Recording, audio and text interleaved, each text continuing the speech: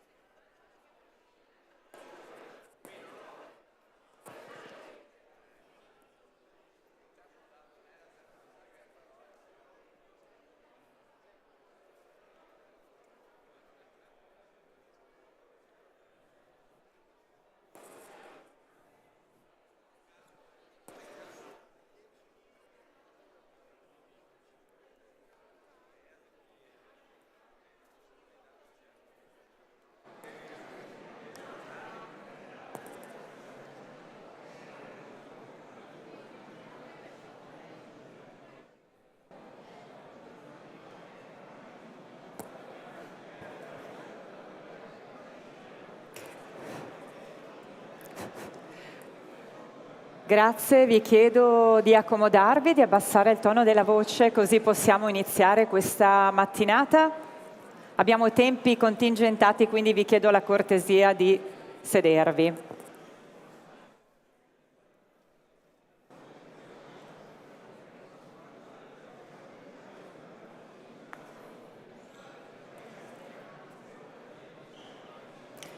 Ci sono i posti assegnati, quindi se riuscite a trovare il vostro posto, accomodarvi, possiamo dare il via a questa mattinata, che ci vede tra l'altro in diretta nel portale autonomia.regione.veneto.it. Quindi vi chiedo di abbassare il tono della voce, così possiamo iniziare.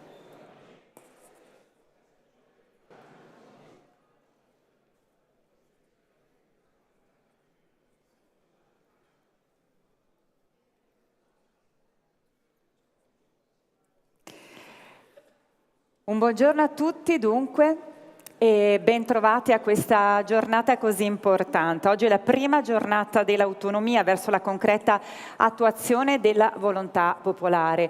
Una giornata che arriva ricordando il 22 ottobre del 2017 quando oltre 2.200.000 veneti votarono e si recarono alle urne per il referendum consultivo sull'autonomia differenziata, il 98% dei voti favorevoli. Oggi Giunta e Consiglio regionale del Veneto hanno voluto fare il punto, istituire una giornata per mettere a confronto accademici addetti ai lavori per parlare di quella che è diventata legge a giugno di quest'anno. Le faremo appunto con molte autorità che si alterneranno sul palco oggi. Per iniziare però vi ricordo che siamo in diretta sul portale dove potete trovare tutte le informazioni sull'autonomia, compresi gli interventi di questa mattinata, autonomia.regione.veneto.it. In apertura una serie di saluti che vado a leggervi, in particolare quelli del Ministro Calderoli. Carissimi Presidente Zaia e Ciambetti, stimati professori, gentili intervenuti tutti, è con grande piacere che invio questo mio messaggio di saluto in occasione della prima celebrazione della giornata dell'autonomia. Con altrettanto dispiacere mi trovo costretto a non poter partecipare per via di impegni precedentemente assunti, ma ciò non impedisce impedisce né a me né a voi di celebrare adeguatamente questa giornata. In questa stessa data di 7 anni fa l'esito del referendum consultivo in Veneto dava un forte segnale a tutto il Paese con un risultato inequivoco. Oltre il 98% dei cittadini che si erano recati alle urne esprimeva il proprio voto favorevole per l'attuazione dell'autonomia differenziata, impegnando così la Regione a chiedere l'attribuzione di ulteriori forme e condizioni particolari di autonomia. Si tratta di un percorso intrapreso, allora come oggi, nel pieno rispetto dell'articolo 116, terzo comma della Costituzione, che ora trova piena attuazione con l'entrata in vigore della legge numero 86 del 2024. Tale legge è solo un punto di partenza. Ci aspetta un cammino certamente impervio e non privo di insidie e ostacoli, che sta comunque procedendo con l'avvio dei negoziati tra il Governo e le 4 regioni, tra cui lo stesso Veneto, la Liguria, il Piemonte e la Lombardia, che hanno trasmesso gli atti di iniziativa per l'autonomia differenziata con riferimento alle materie non LEP, come previsto dalla legge. Come sapete, con riguardo alle materie LEP, la legge all'articolo 3 contiene una delega al Governo per la determinazione dei livelli essenziali delle prestazioni e dei relativi costi e fabbisogni standard. La legge in questo caso dispone che i negoziati potranno essere avviati solo dopo la determinazione dei LEP. Oggi è lecito celebrare non soltanto una legge che definisce un iter chiaro con il Parlamento e gli enti territoriali coinvolti per consentire alle regioni di ottenere ulteriori forme e condizioni particolari di autonomia, ma soprattutto l'opportunità che l'autonomia porta con sé. Chi oggi, come noi, festeggia questo giorno vede nell'autonomia differenziata non la minaccia per l'unità del Paese, peraltro già caratterizzato da forti divari che sono il frutto del centralismo, ma l'opportunità di valorizzare finalmente i principi di responsabilità e trasparenza, con l'obiettivo di garantire servizi migliori. Da questo punto di vista, la determinazione dei livelli essenziali delle prestazioni concernenti i diritti civili e sociali e dei relativi costi e fabbisogni standard a cui stiamo lavorando incessantemente potrà costituire uno strumento per ridurre i divari territoriali. Questa è la grande sfida che oggi affrontiamo dopo oltre 20 anni d'attesa. Dobbiamo essere pienamente consapevoli, l'autonomia può essere la risposta alle sperequazioni strutturali di tutto il Paese e insieme lo strumento per aumentare l'efficienza dell'amministrazione pubblica e le prestazioni in favore dei cittadini. A noi spetta l'arduo compito di dare l'esempio e dimostrare con i fatti che quella intrapresa è la strada giusta. La Regione del Veneto è in prima linea per cogliere questa opportunità. Con il Presidente Zaia e la Regione tutta faremo e stiamo già facendo un ottimo lavoro. Roberto Calderoli.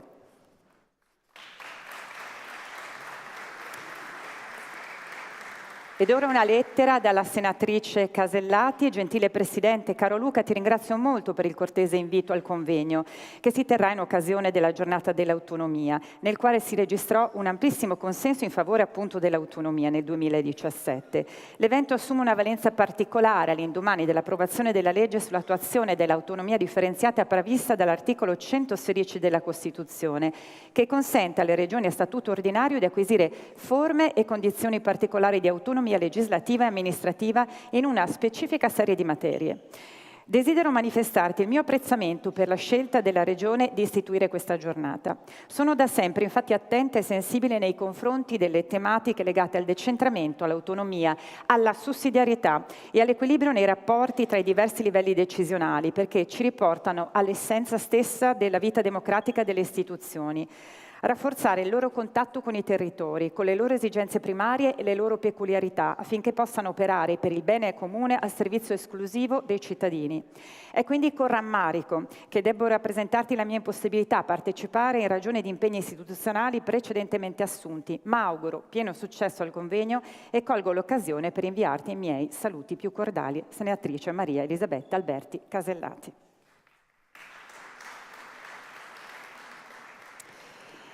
Ed ora una lettera dal senatore De Carlo. Egregio signor Presidente, ho ricevuto il suo cortese invito e la ringrazio di cuore e con immenso dispiacere non potrò essere presente a questo convegno in quanto in questi giorni sarò a Tirana per impegni istituzionali. Nonostante la mia assenza fisica, il mio pensiero è con voi. Pertanto le chiedo gentilmente di condividere questa mia riflessione con i presenti. L'attuazione dell'autonomia differenziata non solo sarà una vittoria per la nostra regione, ma rimarcherà il trionfo degli ideali democratici sui quali si fonda la nostra Repubblica.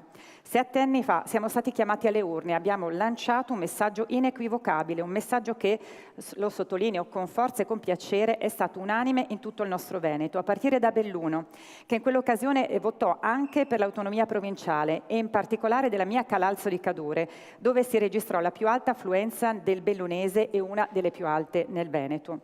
Oggi, dopo una lunga battaglia combattuta a Roma, il traguardo è all'orizzonte. Una battaglia lunga 7 anni e che ha dovuto vedere l'avvento del governo Meloni per approdare in Parlamento e diventare finalmente quella legge che oggi celebriamo.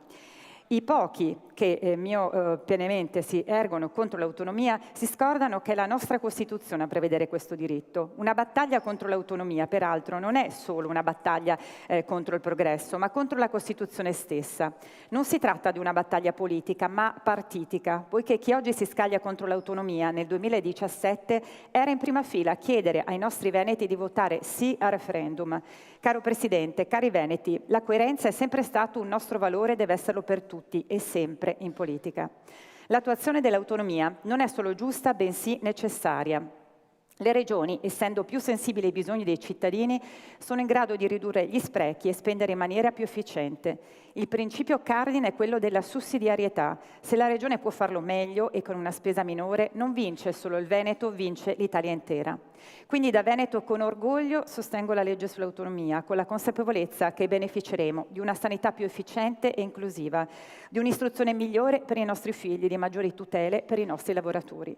Salutandovi e ringraziandovi per il tempo concessomi, ribadisco che sarò sempre in prima linea per combattere la falsità e la propaganda contro l'autonomia e per far rispettare il valore democratico di milioni di veneti. Senatore Luca De Carlo. E infine una lettera della segretaria generale della CGIL del Veneto, la dottoressa Tiziana Basso. Egregio Presidente, abbiamo ricevuto l'invito alla giornata di celebrazione dell'autonomia, invito che decliniamo per la nostra assoluta contrarietà alla proposta.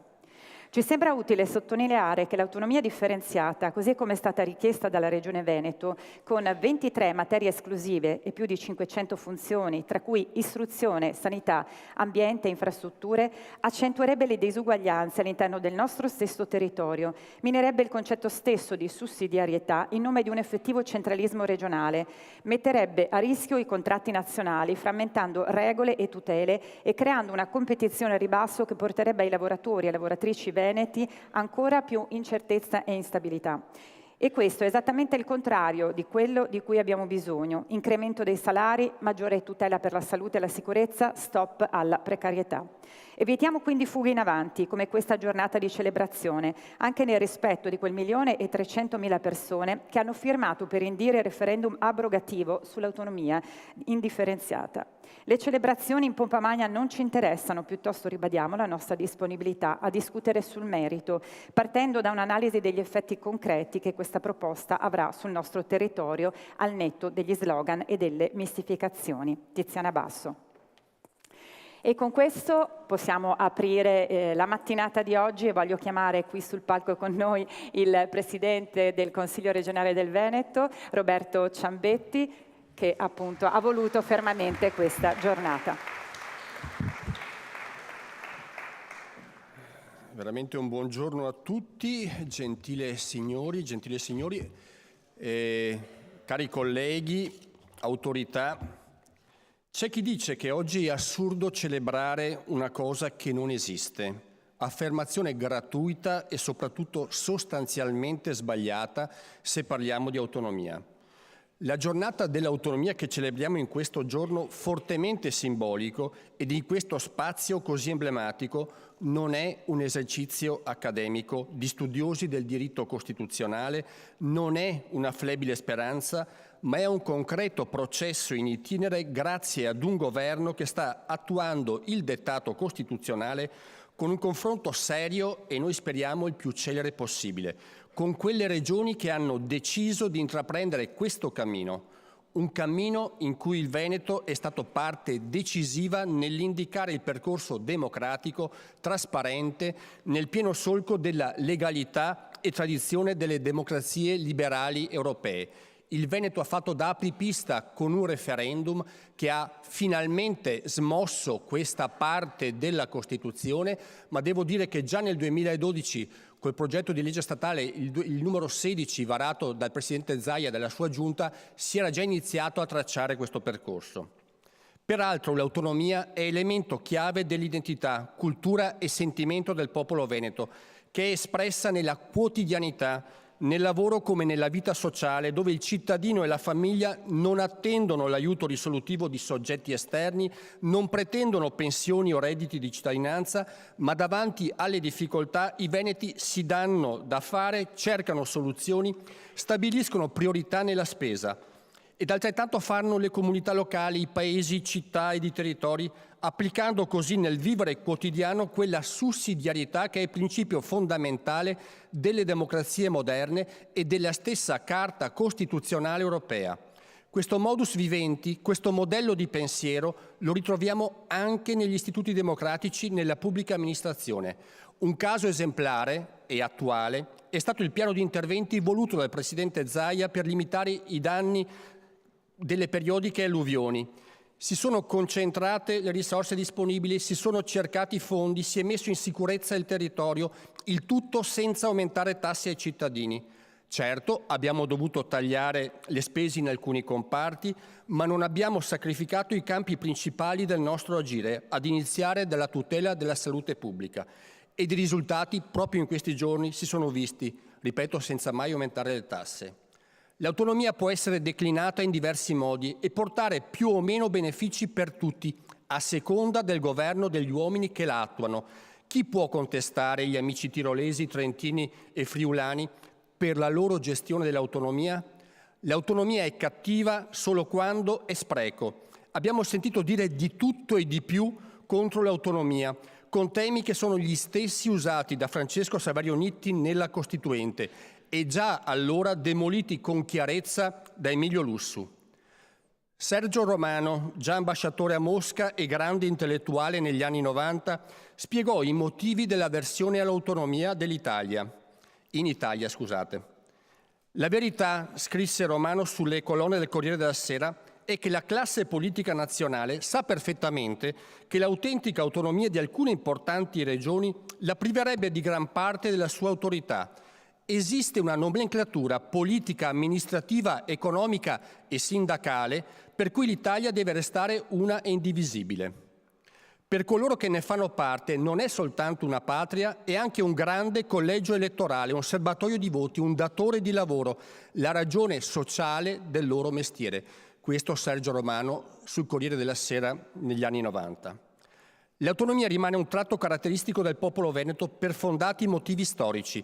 Questa è la terra di Marsilio da Padova e poi della Repubblica di Venezia, che per secoli fu lo Stato di diritto con proprie magistrature, leggi, per prima con politiche di tutela della salute pubblica, esempio non caso ammirato persino da Alessandro Manzoni.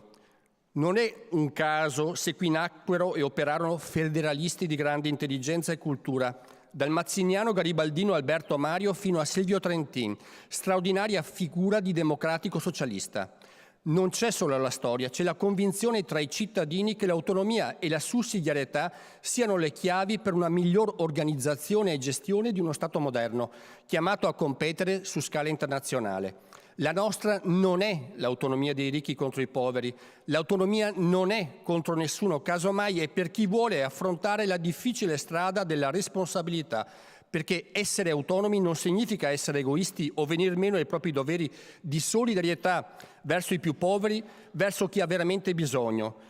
Non possiamo però accettare un livellamento verso il basso dei servizi, proprio il contrario di quello che abbiamo sentito nell'ultima lettera.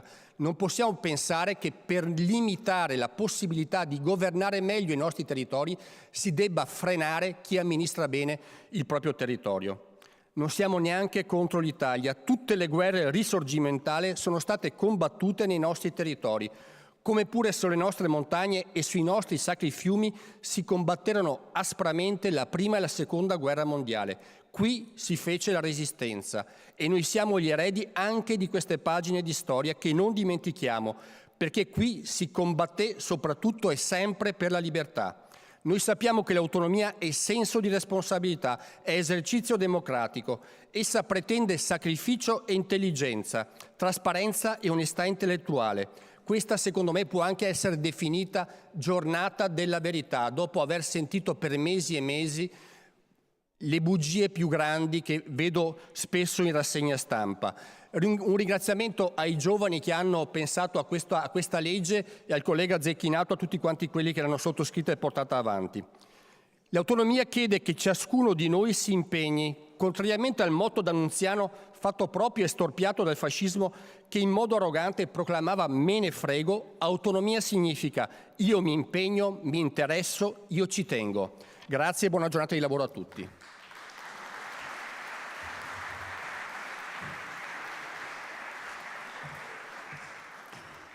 Grazie al Presidente Roberto Ciambetti, e allora voglio invitare adesso sul palco con noi Renato Mason, segretario della CGA di Mestre, ci parlerà dei numeri della finanza pubblica, territori a confronto.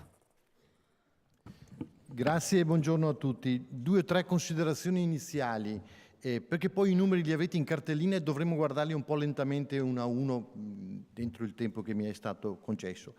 La nostra impostazione è un'impostazione non ideologica, ma molto pragmatica, cioè si parte da una considerazione, da un esame, da una valutazione della situazione attuale e si cerca di capire se ci sono strade migliori per superare la situazione attuale, che porta a dire che la richiesta di autonomia differenziata o maggiore autonomia, chiamiamola quello che vogliamo, io la chiamo autonomia differenziata, ha 2 caratteristiche. Primo, è una richiesta per necessità, perché la inefficienza diffusa, le disuguaglianze forti che ci sono dentro la nostra Italia, fra i vari territori, portano a dire che questa situazione attuale non risponde alle esigenze di una valorizzazione, di una tutela, di un rispetto di ogni cittadino italiano, perché le differenze, le disuguaglianze sono troppo vistose, e vedremo poi alcuni numeri. 2.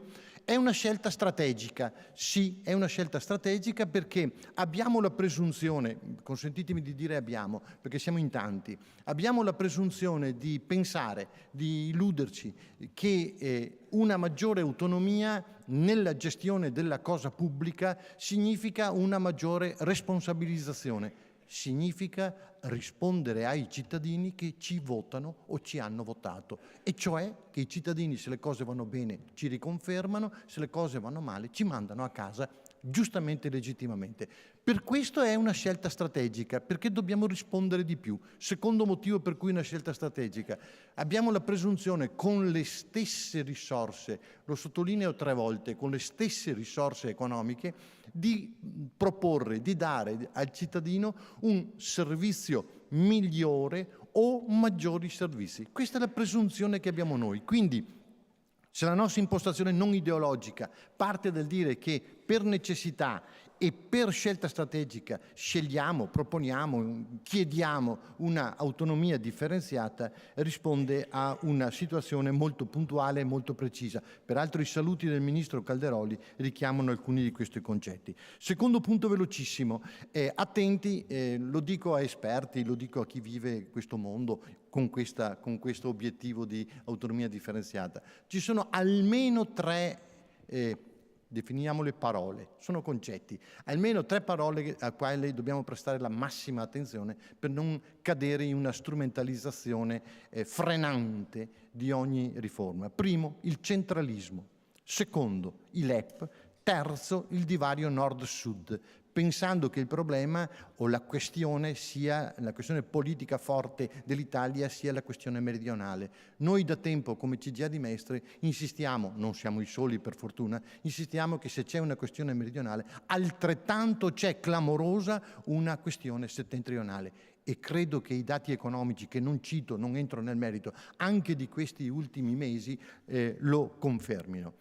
Detto questo, che è una premessa, perché ho 15 minuti, una premessa, le slide che avete in cartellina, che non possiamo proiettare, sostanzialmente riguardano 4 parti. Dico solo i titoli, poi le vediamo una a una. Primo, la situazione del decentramento in Italia. Ho detto prima, attenzione al centralismo.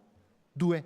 La mappa della spesa pubblica territoriale nei vari territori italiani. Terzo, quanto spende lo Stato nel Veneto, con un focus particolare al tema del personale. Ci sarebbero tanti altri focus, sapete, ma ci concentriamo su quello del personale perché è quello più immediatamente comprensibile, passatemi questo termine. Concludendo poi il mio intervento con alcune considerazioni che leggerò, quindi sarò molto, molto veloce. Quindi vi invito, per chi ce l'ha, spero ce l'abbiano tutti, a seguirmi sulla slide che avete al vostro interno. Sono già alla slide numero 3. Laddove è evidenziato come da alcuni anni è in atto un riaccentramento della spesa rispetto dal territorio, torna un riaccentramento allo Stato centrale. Come vedete, le pubbliche amministrazioni in Italia spendono, a sinistra della slide, spendono totalmente 1.083 miliardi. Di questi 83 vanno per gli interessi, il resto sono 330 le amministrazioni centrali, 268 le amministrazioni locali, 402 gli enti di previdenza. Perché richiamo questi numeri? Perché poi li vedrete a destra e capiremo immediatamente perché. Questa slide dimostra che al netto di previdenza e interessi, cioè dei 402 e degli 83, nel 2022 il 44,8% della spesa pubblica, non dello Stato, della spesa pubblica, è imputabile alle amministrazioni locali. 20 anni fa questa quota era del 56%. A destra, vedete, nei vari anni, dal 2002 al 2022, la parte rossa è la parte di competenza delle amministrazioni locali, la parte azzurra di competenza dello Stato centrale. Bene, vedete che dal 56 le amministrazioni locali scendono nel 2022, in 20 anni, al 44,8%. Attenti, è in atto un riaccentramento. Evidentemente non vado a illustrare anno per anno, cito il 2002 e il 2022. Nella slide successiva, interessante, vedete che nei paesi federali la quota di spesa locale risulta maggiore. E qui sono citati 5 paesi su 10, abbiamo preso 10, potevamo prenderne 20, ma per brevità ci fermiamo ai 10 paesi. Abbiamo preso in esame 5 paesi dove c'è un sistema federale e 5 paesi in cui non c'è un sistema federale, come dire, organizzato come gli altri. I 5 paesi federali sono la Svizzera, il Belgio, la Spagna, la Germania e l'Austria. Gli altri sono quelli, definiamoli per comodità, per capirci al volo, quelli non federali.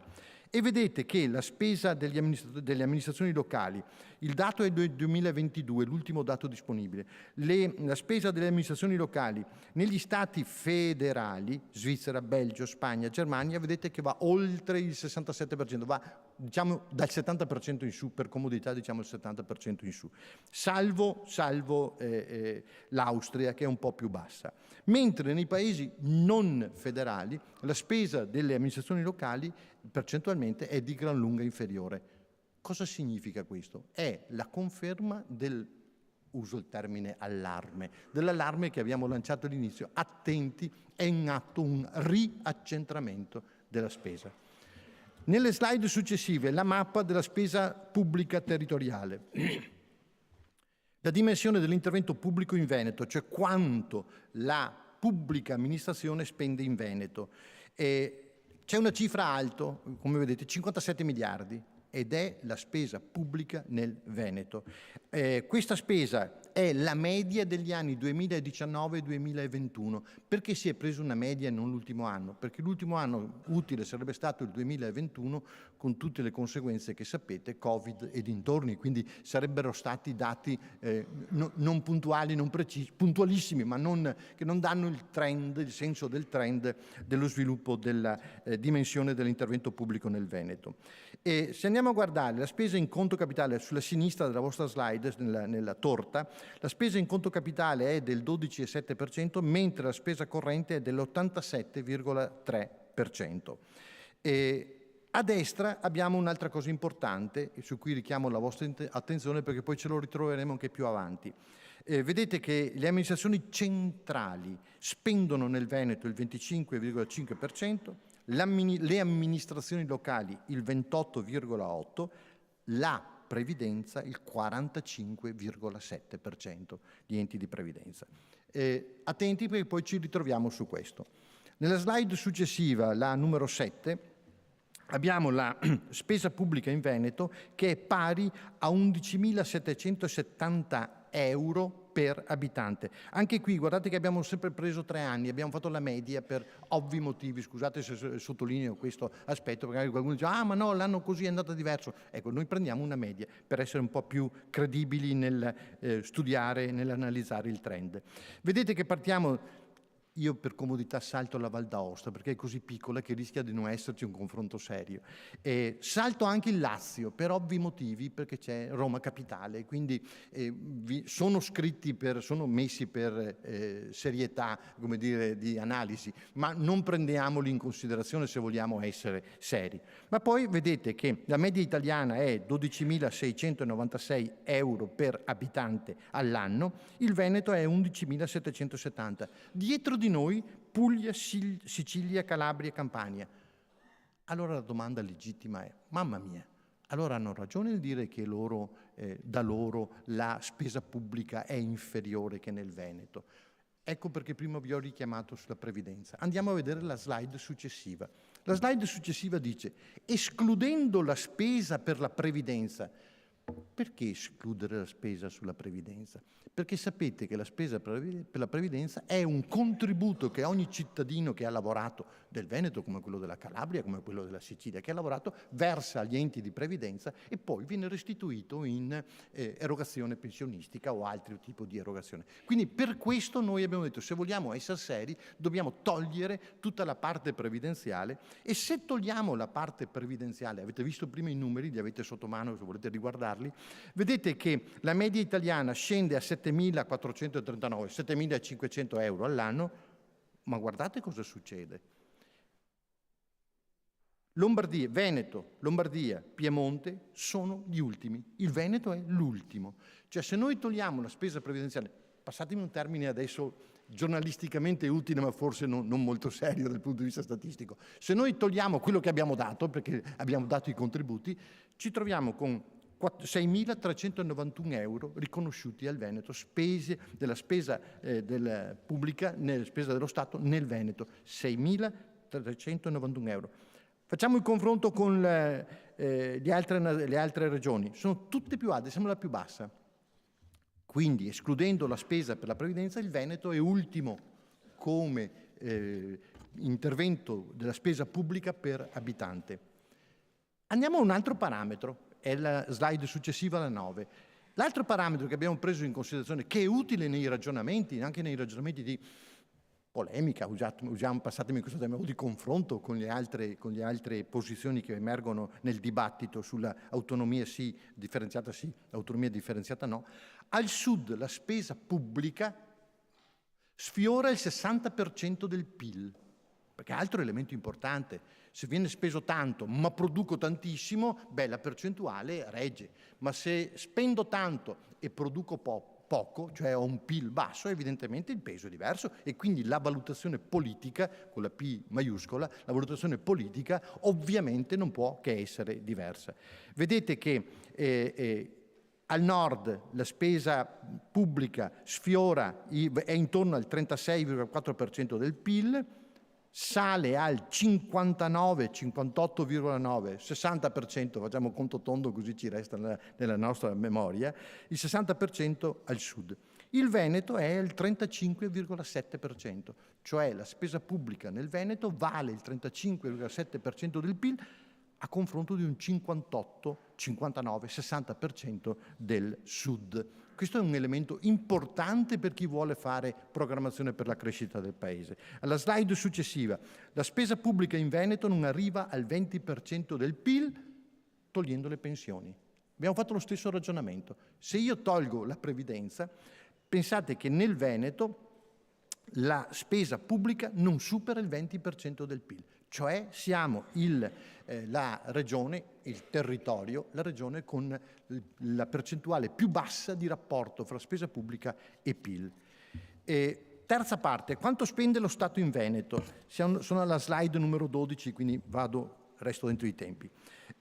La spesa dello Stato centrale nel territorio veneto è pari, anche qui sempre media 20-22, è pari a 18 miliardi,16 milioni. È il centro, la cifra al centro della torta che vedete, dove il 50% è sotto la voce relazioni con le autonomie locali, 9 miliardi e 16 milioni. Dentro qui ci sono i trasferimenti del fondo sanitario, trasferimenti statali agli enti locali. Attenti, come mai uno dice 9 miliardi quando solo la sanità nel Veneto vale 10 miliardi abbondanti? La risposta è immediata. Dentro questa voce dei 9 miliardi, dove la sanità pesa per 5 miliardi e rotti, c'è la quota sanitaria per 5 miliardi. Attenti, non c'è l'IRAP e non c'è l'addizionale IRPEF, quella cosiddetta obbligatoria, cioè l'1,26-23% che è imposta dallo Stato in tutte le regioni e quindi a tutti i cittadini, che non è la scelta di IRPEF aggiuntiva, addizionale IRPEF, che nel Veneto abbiamo finora sempre rifiutato, almeno sotto la direzione della giunta del Presidente Zaia. Qui vedete la distinzione per le varie voci, quindi relazioni di autonomie locali, istruzione 3 miliardi e 3, infrastrutture e trasporti 1 miliardo e mezzo, 1 miliardo 560, e poi le altre missioni, il 22,8%, tutte le altre missioni. Le avete sotto mano, quindi non dico una cifra in più. Questo è per capire quanto lo Stato centrale investe, spende nel nostro Veneto. Veneto al penultimo posto della graduatoria della spesa statale. Qui abbiamo l'elenco di tutte le regioni a statuto ordinario, le RSO, regioni a statuto ordinario. Anche qui vi invito a tagliare fuori il Lazio per ovvi motivi, che è quella su cui c'è una maggiore spesa dello Stato, ma abbiamo Roma Capitale, quindi saltatelo, il primo, ma però è messo per serietà professionale. Vedete che il Veneto è penultimo, ultima è la Lombardia. Guardate che le ultime 3 regioni, cioè la graduatoria della spesa statale nel territorio regionale, sono la Lombardia, il Veneto e l'Emilia Romagna. Non a caso all'inizio si era partiti Lombardia, Veneto, Emilia Romagna, chi in un modo, chi in un altro. Queste erano le 3 regioni che sono partite, perché sono partite da dei dati pragmatici, non da scelte ideologiche, perché ideologicamente poi abbiamo visto cosa è successo o cosa sta per succedere. Mi avvio verso le ultime 2 slide, molto veloci. Su 13 missioni, su 16 missioni della spesa statale, la spesa dello Stato è divisa in 16 missioni, su 13 il Veneto è inferiore alla media italiana. È superiore nelle parti in rosso che vedete, quindi infrastrutture e trasporti. Guardate che è sopra di 18 milioni su 300 erotti, quindi non è sopra di 18 miliardi su non so cosa. Sul lavoro 3 milioni in più rispetto ai 47 su 44 e dei beni culturali perfino 1 milione in più della media italiana. La slide successiva, ed è la penultima, la slide successiva vedete un focus sul personale dipendente delle regioni. Guardate che qui potremmo andare ben oltre con tantissimi altri focus. No, abbiamo messo questo per comodità. Guardate che vedete il valore assoluto, poi nella colonna successiva il personale ogni 10.000 abitanti. Vedete che il Veneto ha 5,5 personale dipendente della regione ogni 10.000 abitanti e andiamo fino prendiamo una regione importante, fino ai 15 delle Marche, fino ai 11,1 della Calabria, eccetera. Finite le slide. 4 considerazioni, che qui solo i titoli, non vado oltre. Il segnale mi è già stato dato e chiedo scusa se sto sforando di qualche minuto. Noi abbiamo fatto delle considerazioni. Possono avere il valore politico e non scientifico? No, sono considerazioni che nascono dai dati. Poi uno le può condividere o non condividere. Noi le condividiamo, evidentemente. Primo, l'autonomia differenziata non incide sulla sostenibilità dei conti pubblici. È stato detto in tutte le salse. Probabilmente non è stato capito, probabilmente non riusciamo a spiegarlo noi, o non riesce a spiegarlo Calderoli o il governo attuale. No, non comporta non crea problemi alla sostenibilità dei conti pubblici. 2. L'attuazione dell'autonomia differenziata cambia il soggetto decisore. Io mi permetto di dire che cambia il soggetto decisore nelle funzioni, nelle materie, e cambia il soggetto gestore. Questo è importante, cioè maggiore responsabilità. Grazie alla buona capacità amministrativa terzo del Veneto noi siamo in grado di fare meglio, lo diciamo, abbiamo una presunzione, lasciateci che abbiamo un po' di presunzione, anche un po' di, come dire, di obiettivo da raggiungere, un po' di orgoglio. Quarto, e chiudo, l'autonomia fa bene l'economia. Questo è dimostrato, mi dispiace non aver messo queste slide, ma in altre occasioni le abbiamo presentate. Dove c'è più autonomia c'è maggiore crescita. Questo è dimostrato dai dati, non dalle scelte politiche, dai dati, e su questo noi evidentemente ci crediamo e facciamo il nostro lavoro. Vi chiedo scusa se sono sforato di qualche minuto, grazie comunque dell'attenzione.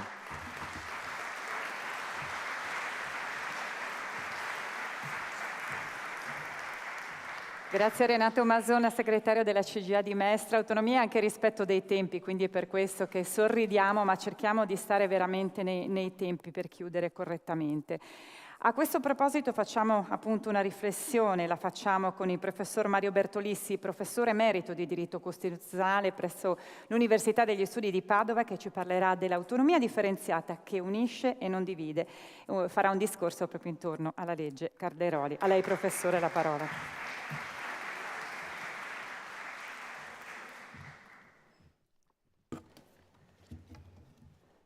Ringrazio chi mi ha invitato.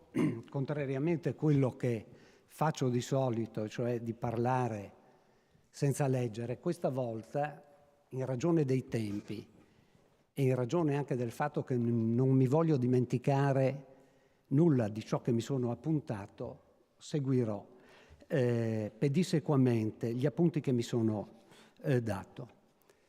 Per evitare che qualcuno mi dica che sto parlando di questioni importanti, ma che ci troviamo di fronte a ben altro, e cioè a guerre, alluvioni, a esplosioni di ricchezze e di povertà, vi dico che io parlo avendo in mente anche queste situazioni gravi. Quindi il discorso che segue è un discorso meditato. L'autonomia differenziata unisce e non divide, potrebbe sembrare una provocazione. Non è affatto una provocazione, perché credo che sia innegabile che l'Italia è molteplice, quindi noi abbiamo una sola possibilità, ex pluribus unum, non viceversa. E quindi ho già respinto anche l'obiezione eventuale che uno può porre quando si intraprende questo discorso. Come ho cercato di riflettere, non solo per così prospettarvi le cose che dico, ma vorrei dire da sempre per la forma mentis che ho. Ma qui ve la rendo in questo modo. Tocqueville, scrivendo nella sua piena maturità l'antico regime e la rivoluzione, dopo aver scritto La democrazia di America ed aver girato in lungo e largo l'America, e avendo tra le mani storie della rivoluzione francese che erano già dei classici allora, diceva così: non è una storia delle rivoluzioni quello che io voglio scrivere, ma uno studio su questa rivoluzione, che è una cosa completamente diversa. Un conto è raccontare le storie dell'autonomia e delle vicende istituzionali, un conto è riflettere su che cosa rappresenta. Io mi sono proposto, aggiungeva poco oltre, di penetrare fino al cuore di questo antico regime e, come dire, mi pongo dal punto di vista di ciò che rappresenta e del valore che è. Nel secolo scorso i regimi autoritari la prima cosa che hanno fatto, hanno privato il singolo delle libertà personali e nel medesimo tempo, nel medesimo giorno, hanno soppresso le autonomie locali. Non sarà un caso. Ecco, io penso che si debba sempre tenere presente quando si discute di questa questione, perché è un giocattolino che ha le sue esigenze. Parole assenti da ogni dibattito. Io sono un pedante per cui ogni giorno controllo. Queste parole non compaiono mai storia, geografia, classe dirigente, capitale umano, capacità amministrativa, buon governo, buona amministrazione, responsabilità. Alzi la mano che è in grado di dirmi che quando si discetta si è trovato di fronte a qualcuna di queste parole. Tant'è vero che, posso dire al mio amico carissimo, ma amicus Plato sed magis amica veritas, quando ho letto l'intervista o se volete il confronto, il discorso che c'è stato tra il presidente della Regione Veneto e il professor Giovanni Maria Flick, io mi sono segnato quali sono le preoccupazioni del carissimo amico, ma questo non importa niente, professor Flick. Dice: ignorata la problematica delle città. Vabbè, è un'altra cosa. Contrapposizione polemica con la CEI. Io l'ho anche scritto, prima di parlare bisogna studiare. Terzo, i costi. Non sono un problema, come vi accennerò tra un istante. La conclusione: la legge Calderoli cambia l'assetto costituzionale del Paese. Mi sono detto, ma vuoi vedere che il testo che ho io non è il testo che leggono gli altri? Vado a farmi una verifica, tiratemi fuori di nuovo il testo dalla Gazzetta Ufficiale perché io non capisco nulla. Ma adesso faccio un passo indietro. Correva l'anno 2017, fine di agosto. Questo è l'esordio di un articolo che ho scritto il 31 di agosto, è uscito sul Mattino e sull'altra serie di quotidiani locali, appunto il 31 agosto. Comincia così. Lignano Pineta, 21 agosto 2017. In una ferramenta. Dialogo tra il venditore e una cliente. Cliente: ma quanto costa? Venditore: vedrà, a settembre costerà molto di più. Cliente: perché? Una signora, Venditore: perché continuano a rubare e noi dobbiamo pagare.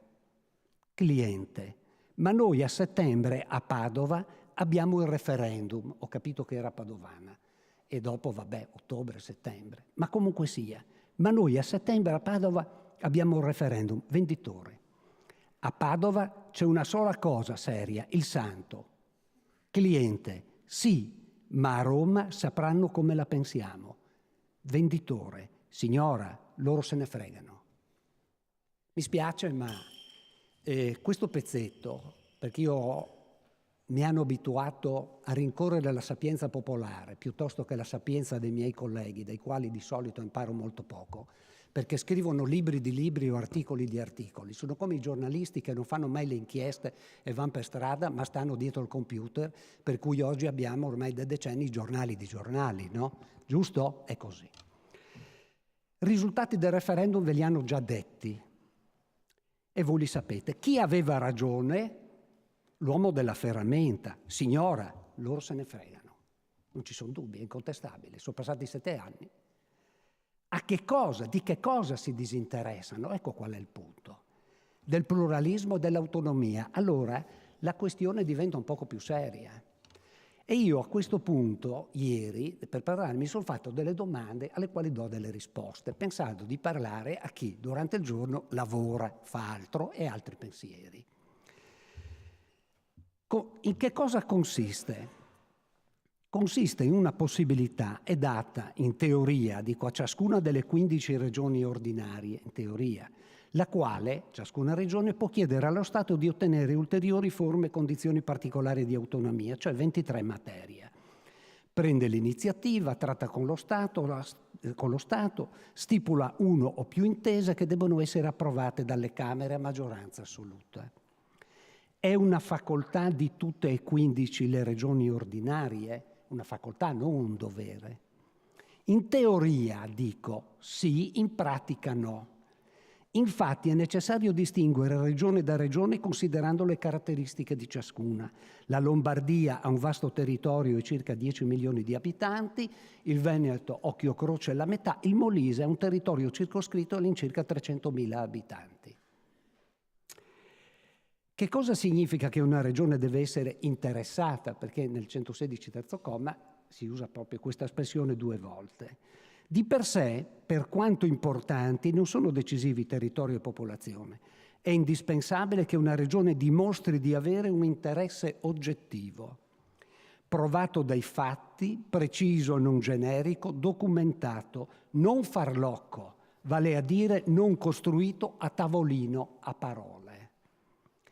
Esiste qualche esempio? C'è un esempio su tutti ed è il più importante, riguarda il Veneto. Il Veneto ha una storia attraversata dal pluralismo e dall'autonomia. Venezia, la Serenissima dalla vita più che millenaria, è stata ammirata nel mondo per la sua forma di governo, una combinazione mirabile di popolo e aristocrazia, retta dalla separazione dei poteri, indipendente da tutto e da tutti, a cominciare dalla Chiesa dell'Inquisizione. Terra di Fra Paolo Sarpi e del pisano Galileo Galilei. Vi ricordo che Marsilio da Padova, Machiavelli e la storia di Venezia era non nota, arcinota ai costituenti di Filadelfia, quella cinquantina di rappresentanti degli stati che hanno scritto il testo della Costituzione. E un incontro dialogato con il giudice costituzionale della Corte Suprema Federale degli Stati Uniti, Gorsuch, a Padova, in aula E, ricordo che io, parlando, mi ero dimenticato di Marsilio da Padova. È stato lui che mi ha ripreso e mi ha detto «E anche Marsilio da Padova». Lo dico una battuta, l'inventore della laicità o della separazione tra religione e politica. Non a caso ha dovuto andarsene. Mentre i costituenti italiani, chi avevano sul banco, per così dire, i grandi maestri della giuspubblicistica tedesca, hegeliani, e per quanto riguarda l'altro versante del diritto pubblico, il diritto amministrativo, il pensiero giacobino tradottosi nel diritto amministrativo francese. Quindi due assolutismi, due incapacità di pensare il plurale. Voi dovete capire che tutto questo è transitato attraverso l'insegnamento universitario, la formazione della cultura giuridica, in quel che si apprende e si insegna. Quindi io quando mi capita di parlare con qualcuno di costoro, mi rendo conto che non ci capiamo. Perché? Perché è sempre questione di storia e di geografia. C'è qualcosa che non si deve dimenticare. Per capire come stanno le cose è sufficiente richiamare alla memoria qualche dato di fatto. Il Veneto, unica regione d'Italia, confina con due regioni speciali, il Friuli Venezia Giulia e il Trentino Alto Adige. Chi vive e lavora in Veneto non gode dei vantaggi di chi risiede in questi due territori vicini. Significa disporre di minori competenze, minori risorse finanziarie, di minori prestazioni e servizi da parte di cittadini e imprese. Non a caso il comune di Sappada è passato al Friuli Venezia Giulia, mentre oltre 30 comuni vorrebbero lasciare il Veneto. È una situazione sostenibile? Le ragioni di malessere vanno rimosse o si deve lasciare tutto com'è? Queste sono le ragioni oggettive, non quelle costruite, cosa volete che sia, scribacchiando qualche cosa su un foglio. Si può rimediare a questo discutibile e ingiusto stato delle cose? Il rimedio sta nel chiedere, come il Veneto ha fatto, ulteriori forme e condizioni particolari di autonomia.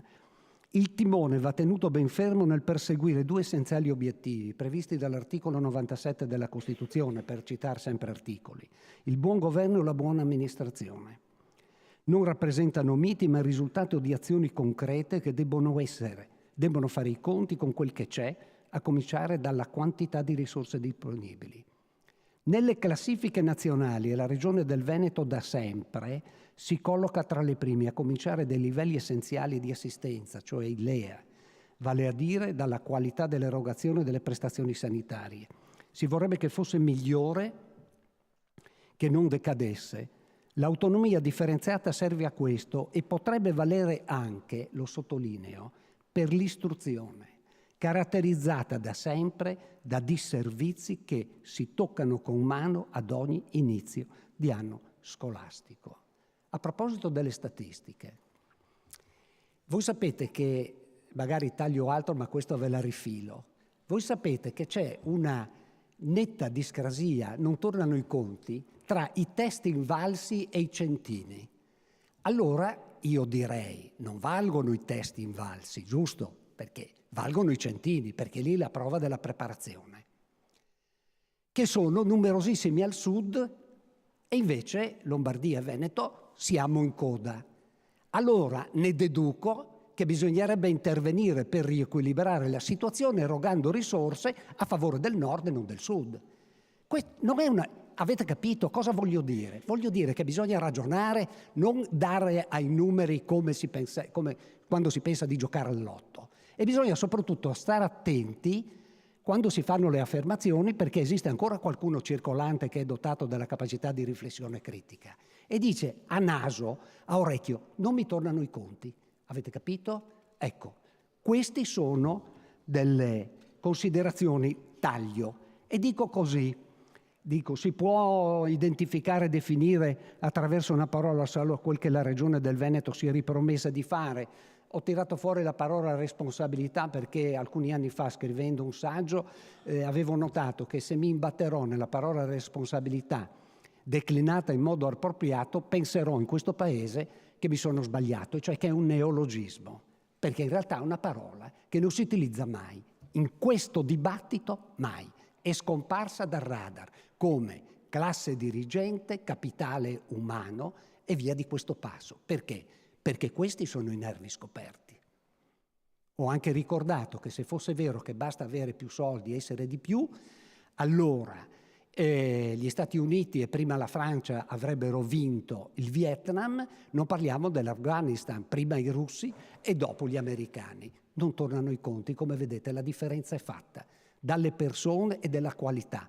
Qualcuno dopo mi dice Lombroso, sappiate che nel linguaggio, nel confronto dei grandi meridionalisti è venuto fuori persino questo aspetto. Lo dico perché chi ha abitudine di documentarsi sa che non è questa la prospettiva, ma sa che anche questo tipo di discorsi sono stati fatti. Adesso in qualche battuta. Se voi mi fate questa domanda, ma insomma com'è che non ci capiamo? Perché non ci capiamo? Quantomeno io non capisco, vogliamo dire così? Ho ritrovato ancora in Tocqueville, l'antico regime della rivoluzione, la risposta la più semplice, perché dice ad un certo punto così: mentre in Inghilterra si fa funzionare le cose, nella mia Francia si discetta.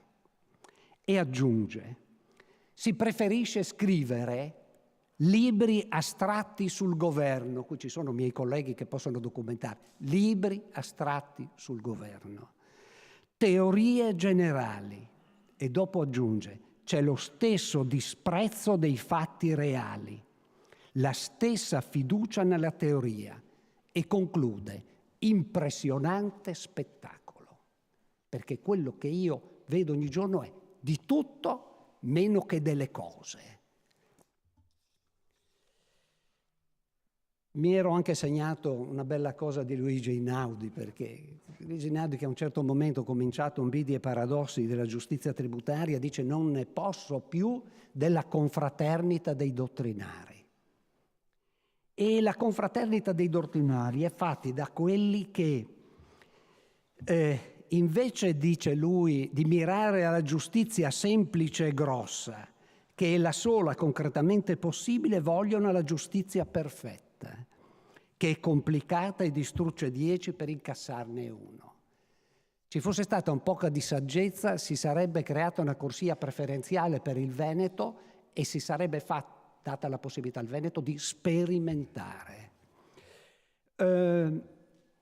Una parola solo sui LEP, perché credo di essere alla fine. Ecco. Però state attenti, guardate che dei LEP parlavano ancora nel 1946, Commissione economica che ha preparato le carte per l'Assemblea Costituente. Non si parla in nessuna altra Costituzione di quel che è scritto nel 117 secondo comma, la lettera M, cioè dei livelli essenziali delle prestazioni, è soltanto una specificazione del principio di eguaglianza. Quando allora oggi si dice ma i soldi non c'entrano niente, i soldi sono quelli che sono e se non ci sono, non ci sono, perché avete avuto a disposizione 76 anni per attuare il principio di eguaglianza. 76, prendiamo almeno 1 gennaio 1948. Non vi va bene? Quando avete fatto le regioni nel 1970 e non c'era il debito pubblico, era fisiologico. Nel 2001 allora, quando avete inserito questa disposizione prendendola dal campo della sanità. E allora non va bene niente. Allora si dice nessuno deve restare indietro. È vero o non è vero? E io chiudo allora con Altan, perché non ci resta che Altan, il quale, facendo una vignetta e riprendendo questo genere di discorsi, concludeva così: stiamo fermi, così non lasceremo indietro nessuno.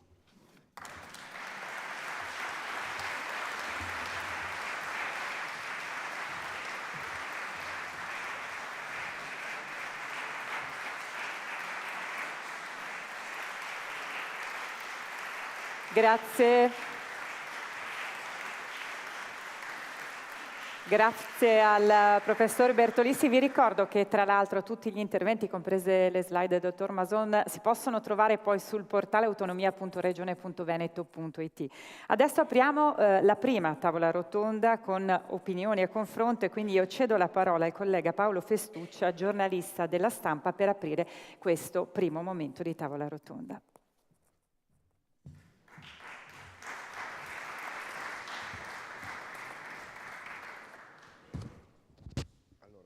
Buongiorno a tutti.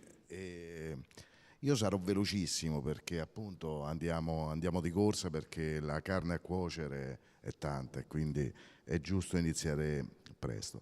Però ecco, una cosa volevo dirla. Innanzitutto volevo ringraziare la Regione Veneto, perché con un certo garbo istituzionale ha organizzato un evento nel quale ci sono sensibilità, mi pare già di aver capito, e opinioni diverse sulle quali confrontarsi.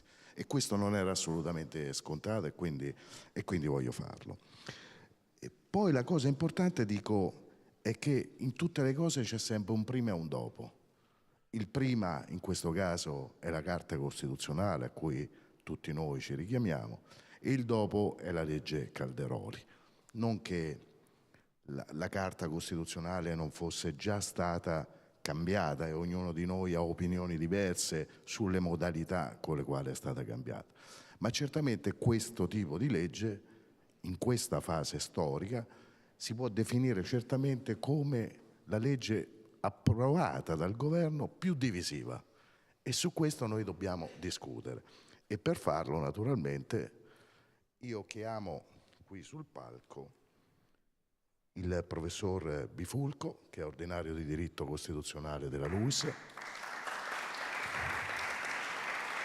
il professor Giovanardi, che è ordinario di diritto tributario all'Università di Trento, e il professor Mazzarolli, che è ordinario di diritto costituzionale presso l'Università degli Studi di Udine. Grazie per essere qui. Grazie. Allora, la prima cosa che volevo chiedere per avviare il dibattito è, diciamo, una cosa che riguarda tutti, una cosa comune, e riguarda tutti noi che stiamo qui ad ascoltare, e riguarda tutti noi che probabilmente ci ritroveremo, qualora il referendum fosse ammesso dalla Corte Costituzionale, a decidere se questa legge può funzionare per il Paese oppure non può funzionare per il Paese. E allora io volevo chiedere ad ognuno di voi di convincermi da elettore sia con un pro che con un contro. Cioè volevo capire, secondo i vostri orientamenti, secondo così i vostri studi, che cosa si può fare per convincere della positività e della negatività di questa legge un elettore che non è convinto, un elettore che deve andare a votare. Comincerei dal professor... Se mi consenti parlerei per ultimo, perché io qui sono, diciamo, il controcanto. Iniziamo allora, così col professor Mazzarolli dalla mia destra, per poi proseguire al centro, per poi arrivare al professor Bifulco. Prego, il suo microfono credo che sia lì. Ecco qui. Grazie. Grazie a lei, dottore. Io forse leggerei paradossalmente all'elettore medio italiano l'articolo 1 della legge Calderoli. Comincerei con il leggergli l'inizio della legge Calderoli, che chiedo al mio collega Giovanardi, che ce l'ha nella sua cartella, perché con questo direi che la questione potrebbe anche chiudersi.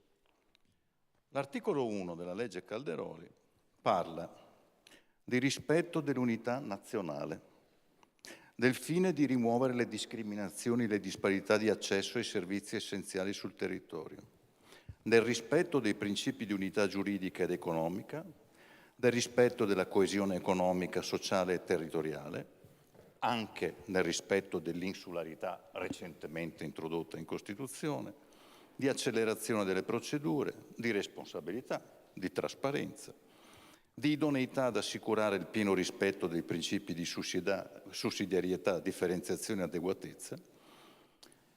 Cioè l'articolo 1 della legge Calderoli, contro la quale qualcuno ha chiesto di effettuare un referendum, è il sunto della ragione per la quale è stata pensata e portata avanti l'idea dell'autonomia differenziata nel principio di unità nazionale dell'articolo 5, richiamato anch'esso dalla legge. Grazie. Non parlo poco perché i tempi sono ristretti. Dammi, Ludovico, la legge.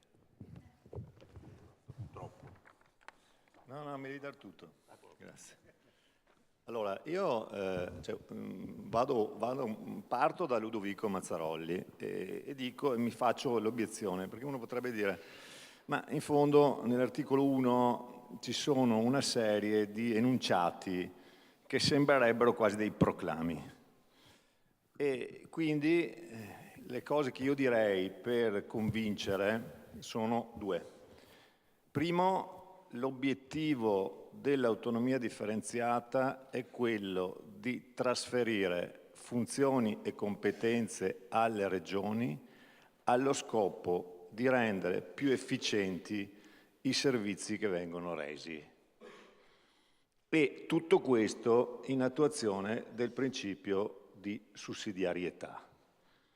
In secondo, perché lo scopo dell'autonomia differenziata, e arrivo poi al secondo punto, anch'io molto rapido, non è quello di portare a casa gettito per il gettito, ma è quello di far meglio, di tentare di far meglio, di garantire ai cittadini servizi migliori. E tutto questo dovrebbe poi aiutare anche chi risiede in altre regioni, perché si trasferiscono delle buone prassi. Se la regione fa meglio, anche le altre possono imitarla. Allora mi si può dire, attenzione però, tutto questo potrà ampliare il divario perché ci sarà chi va sempre meglio e chi va sempre peggio, perché si dice nel dibattito mancheranno risorse. Tu hai funzioni, avrai anche risorse e quelle risorse mancheranno agli altri. Questo non è vero, perché l'articolo 8 della legge Calderoli impedisce alla regione che si differenzia e che quindi acquisisce nuove funzioni e competenze di trattenere risorse ulteriori rispetto a quelle che servono per coprire la spesa. E vi dico che da un punto di vista mio, che è il punto di vista di un autonomista convinto, questo è un po' un punto debole della legge e quindi per paradosso io direi, qual è il contro della legge? Beh, il contro della legge è che chi ha le risorse, chi ha le funzioni e quindi gli arrivano le risorse, non ha l'incentivo di far meglio, magari risparmiando, per poter poi trattenersi quelle somme che sono frutto del suo risparmio e quindi dell'aver fatto meglio dello Stato. Allora, il mio è un compito complesso perché provai a oppormi, non personalmente, ma rappresentando alcuni cittadini, ai referendum del 2017. Quindi sono qui per portare un'altra voce. Allora, qual è l'argomento che spenderei per votare contro questa legge? Che secondo me ha molte caratteristiche positive, insomma non sono tra quelli che dice no per principio, ma c'è un punto secondo me sul quale voglio richiamare l'attenzione di tutti voi, siamo qui nella regione che si è fatta corifeo dell'autonomia. Secondo me la polarizzazione a cui siamo arrivati tra questo no in assoluto e invece posizioni radicali sull'autonomia non solo è sbagliata, ma anche parte da una cattiva comprensione della legge costituzionale, quella 3/2001, dalla quale siamo partiti, nella quale è stato inserito il 116 terzo comma, che è diritto costituzionale e che va attuato. Su questo non c'è da discutere. Il punto è come va attuato. È chiaro che se viene estremizzato, la divisione sarà, secondo me, nei fatti. Cos'è che abbiamo dimenticato? Che quella legge che contiene il 116 terzo comma conteneva una promessa costituzionale che abbiamo dimenticato tutti. Era l'ultimo articolo della legge, è stato proprio rimosso. L'ultimo articolo di quella legge del 2001 prevedeva la trasformazione delle Camere, quindi l'abbandono del bicameralismo paritario a favore di una trasformazione della seconda Camera come Camera delle Regioni.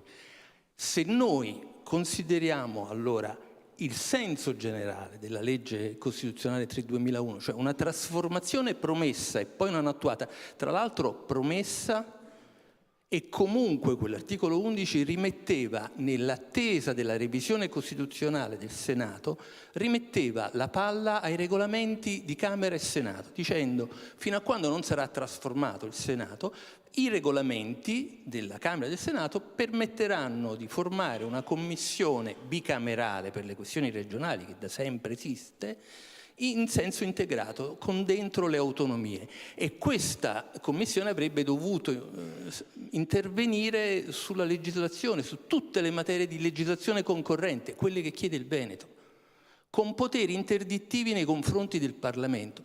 Allora, di tutto questo ci siamo dimenticati, ma secondo me è questo il senso del 116 terzo comma, cioè considerare l'autonomia differenziata sì come qualcosa che va attuato, ma per me a piccole dosi, laddove ce n'è effettivamente bisogno, e comunque all'interno di un coinvolgimento generale delle regioni all'interno del Parlamento. Grazie. Permettetemi, per così dire, di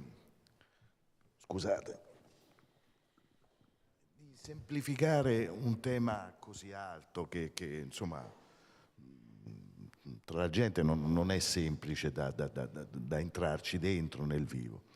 Allora, se noi provassimo a immaginare che questo nuovo meccanismo fosse più o meno simile, che so, alla scuola pubblica e in modo particolare alla scuola dell'obbligo, la domanda che vorrei fare a voi è questa.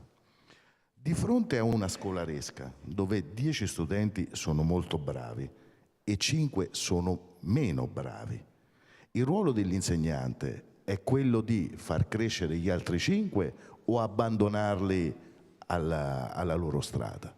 E comincerei sempre dalla mia destra, perché questo tema qui è un tema che riguarda e che coglie in pieno quello che è il tema dell'autonomia delle regioni, perché noi ci troviamo in un paese non a 2 velocità, ma forse a 3 velocità, perché ci sono regioni del sud che sono più virtuose di altre, ci sono regioni del sud che in realtà non crescono da anni e che vivono un progressivo spopolamento, tra le altre cose, e ci sono regioni del nord che corrono e altre che corrono meno. E quindi se noi lo analizzassimo con un'ottica, una prospettiva di questo modello, forse riusciamo anche meglio a capire e a trasferire, diciamo, alla base un tema molto molto alto. Ecco.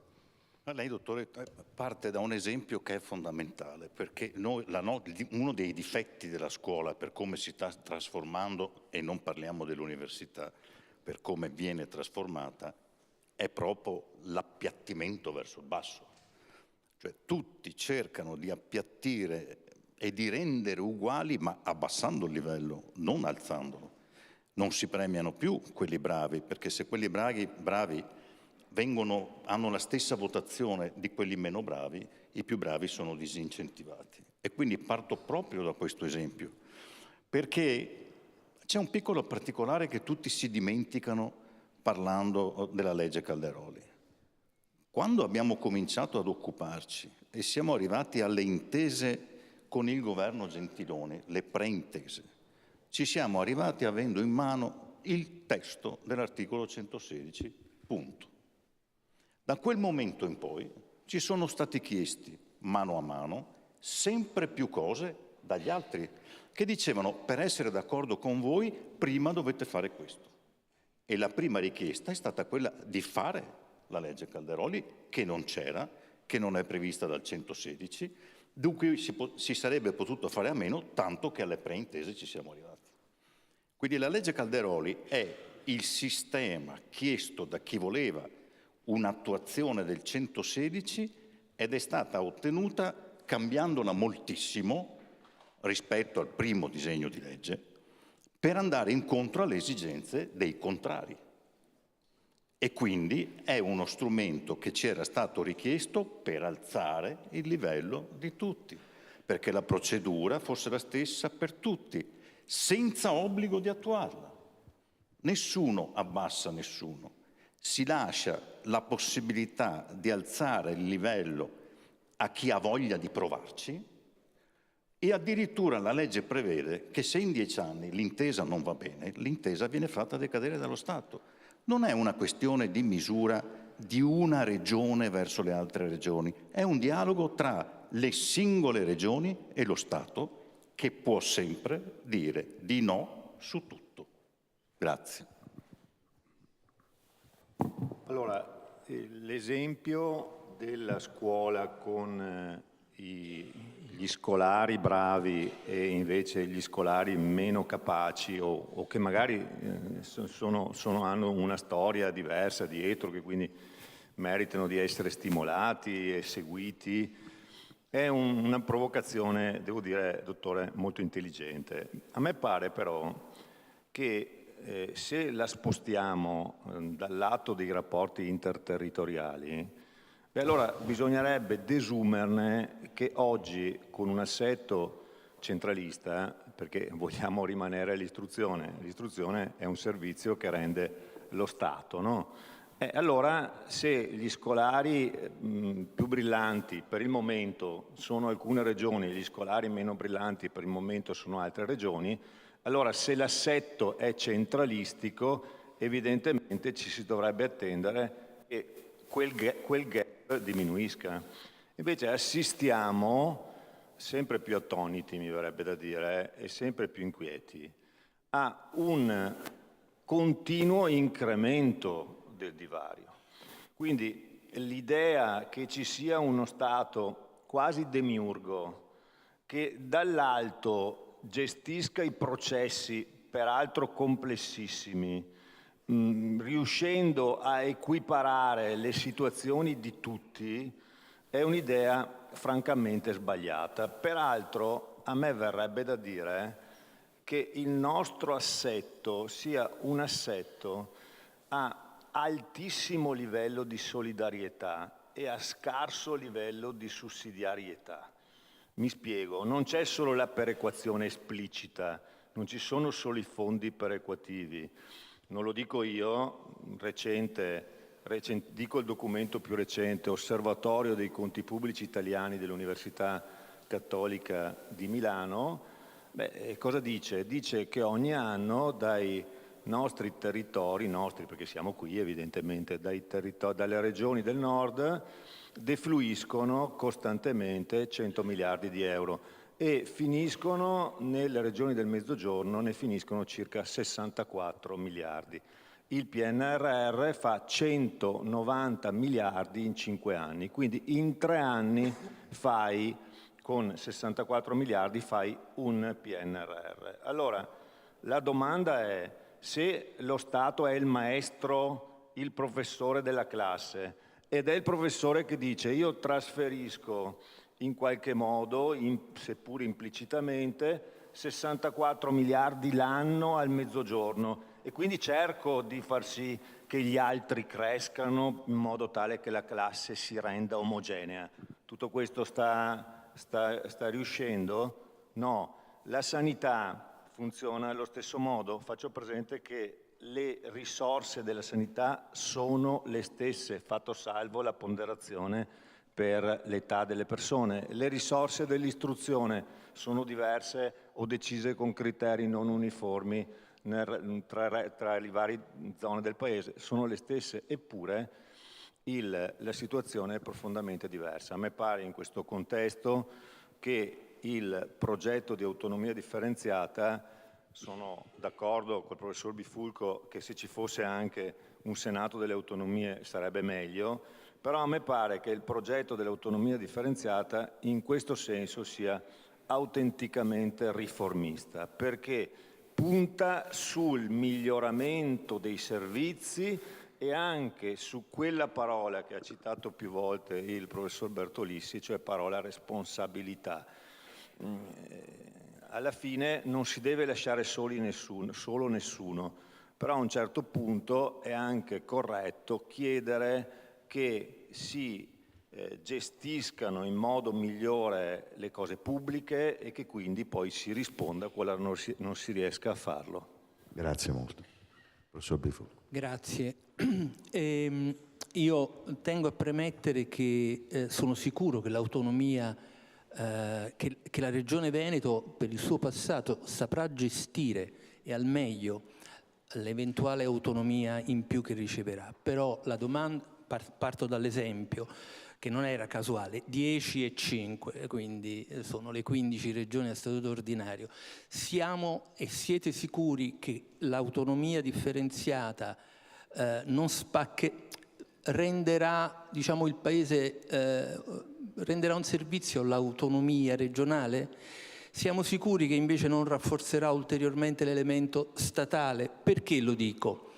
Esempio concreto, non lo devo spiegare a voi. Come le regioni prendono posizione di fronte allo Stato? Lo fanno prima attraverso la conferenza delle regioni e poi si vanno a confrontare nella conferenza Stato-Regioni.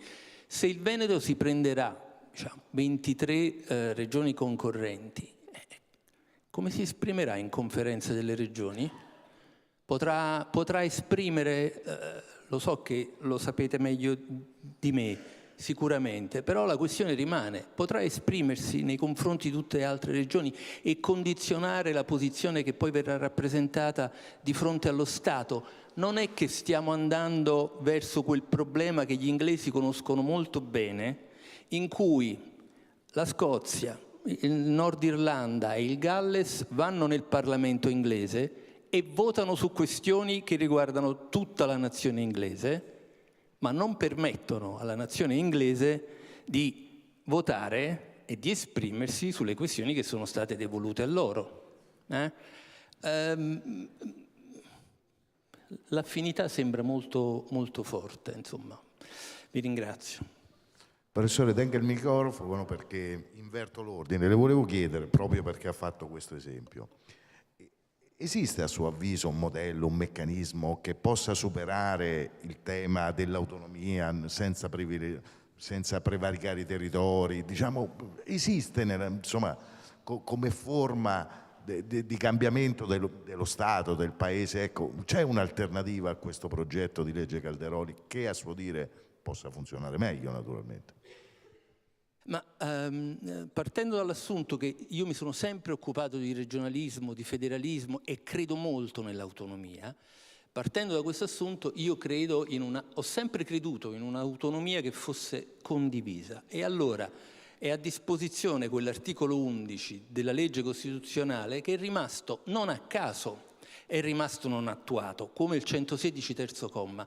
Per quale motivo non è mai stato preso in considerazione, se non per un attimo, dalla Commissione Mancino, ma poi abbandonato? Per le resistenze, diciamo, burocratiche a cui faceva cenno il professor Bertolissi? Per un'incapacità del ceto politico delle regioni, forse quelle meridionali? Perché non dare attuazione a un meccanismo che permette di portare le regioni dentro la funzione legislativa, in questa maniera anche smontando tutte le contrapposizioni che poi si riversano di fronte alla Corte Costituzionale, come il caso della legge? Quindi secondo me il sistema è quello già previsto nella legge costituzionale 3/2011. Tra l'altro, quando c'è stato qualche mese fa, ad avvio della legislatura, questo convegno al CNEL sulle riforme, io ho provato a dirlo anche lì, ma perché ostinarsi sul premierato e non invece, che è un'incognita oggettiva, perché non metter mano appunto a una riforma di un bicameralismo che siamo gli unici al mondo, è inutile, soprattutto inutile dopo il taglio dei parlamentari. Perché non rendere il Senato un orecchio per le regioni, un punto in cui le regioni vengono ascoltate e partecipano? Aveva provato Renzi, ma mi pare che poi sia andata male, insomma. Non a caso tutto nasce, bene. e questo movimento nasce nel 2017, dopo la scottatura, la bruciatura di Renzi, no? Professor Giovanardi, torno un secondo a lei, perché lei aveva centrato un elemento importante nella sua convinzione da autonomista.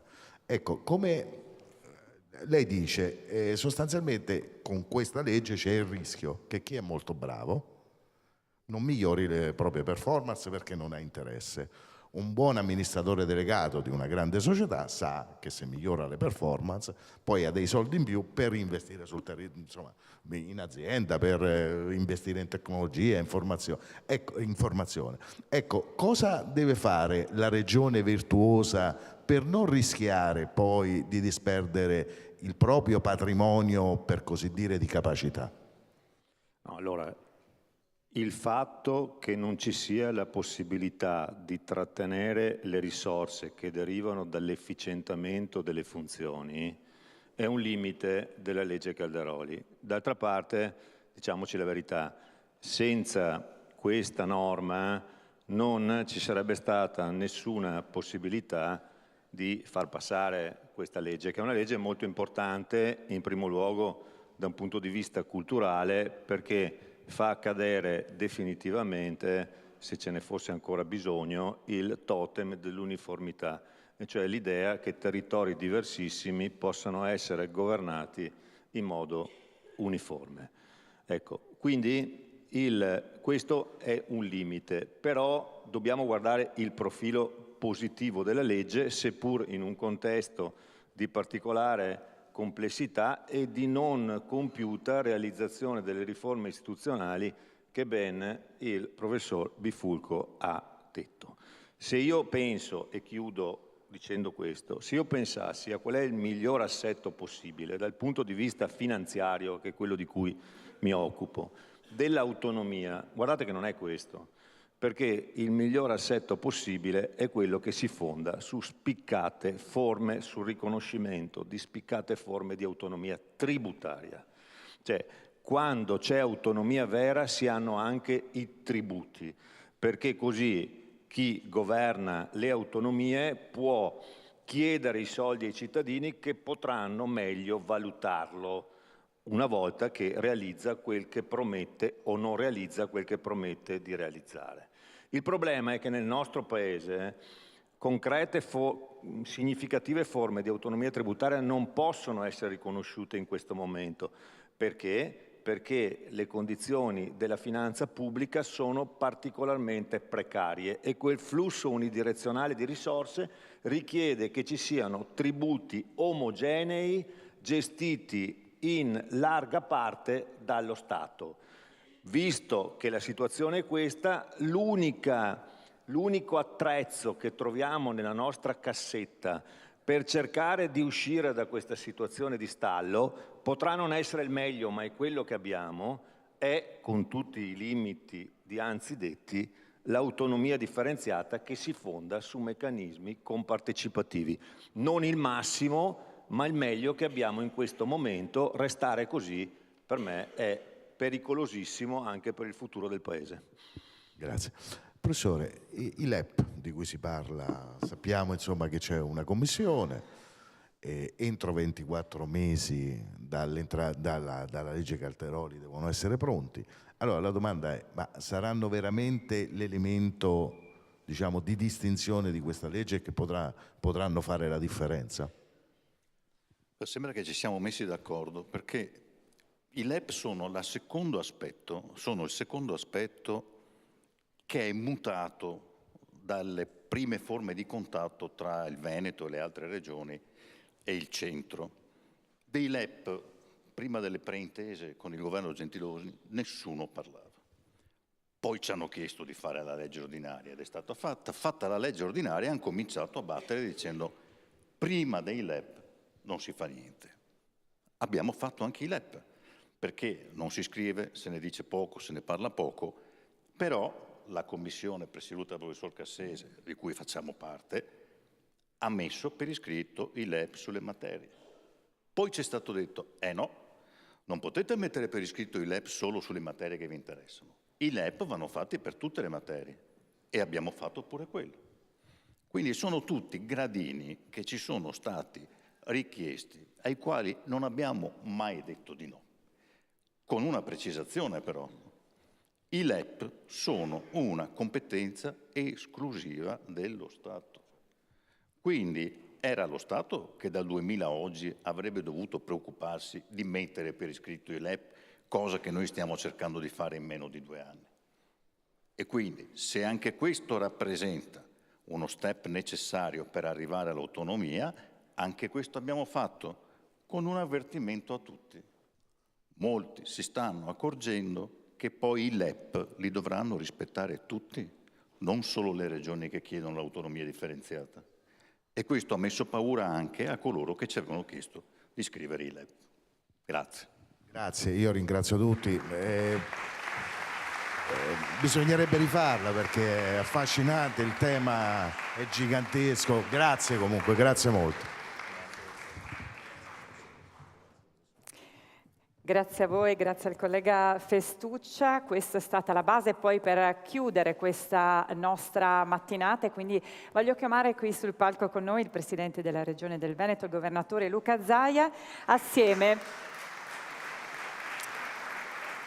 al Direttore della Verità Maurizio Belpietro. Quindi vi chiedo di accomodarvi per chiudere questa nostra mattinata e vi chiedo anche se potete rimanere un attimo in piedi per una foto. Assieme, ovviamente. Eccoci qui.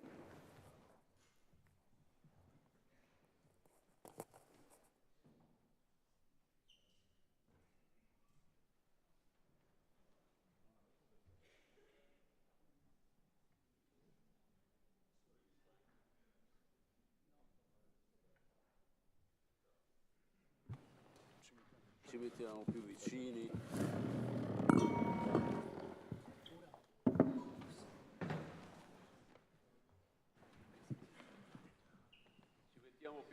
Così sembra un po' più intimo, perché prima effettivamente eravamo un po' distanti. Buongiorno, buongiorno a tutti quanti. Io voglio partire dal 22 di ottobre del 2017, perché venendo qui mi ricordavo un appuntamento a cui partecipai pochi giorni prima di quella data, quando ci fu il referendum di Lombardia e Veneto per decidere dell'autonomia. Eravamo su un palco, non so se il governatore se lo ricorda, eravamo su un palco, c'era anche il governatore, l'allora governatore della Lombardia, Maroni, che oggi non c'è più, ma era insieme con Luca Zaia un forte sostenitore dell'autonomia. E lo voglio ricordare in questo momento perché sono passati 7 anni, siamo qui a discutere di autonomia differenziata, ma io, caro governatore, ho la sensazione che nonostante tutto quello che ci diciamo, ci siano molti passi ancora da fare e non è detto che alla fine si riesca ad arrivare alla meta. Ho la sensazione che anche, e così comincio forse a mettere un po' di pepe in questo dibattito molto interessante e anche molto alto, ma ci siano anche esponenti del centrodestra che non hanno nessuna intenzione di arrivare alla conclusione del percorso. A lei che ne sembra? Intanto grazie e chiederei anche se possiamo avere più volume nei microfoni. Grazie.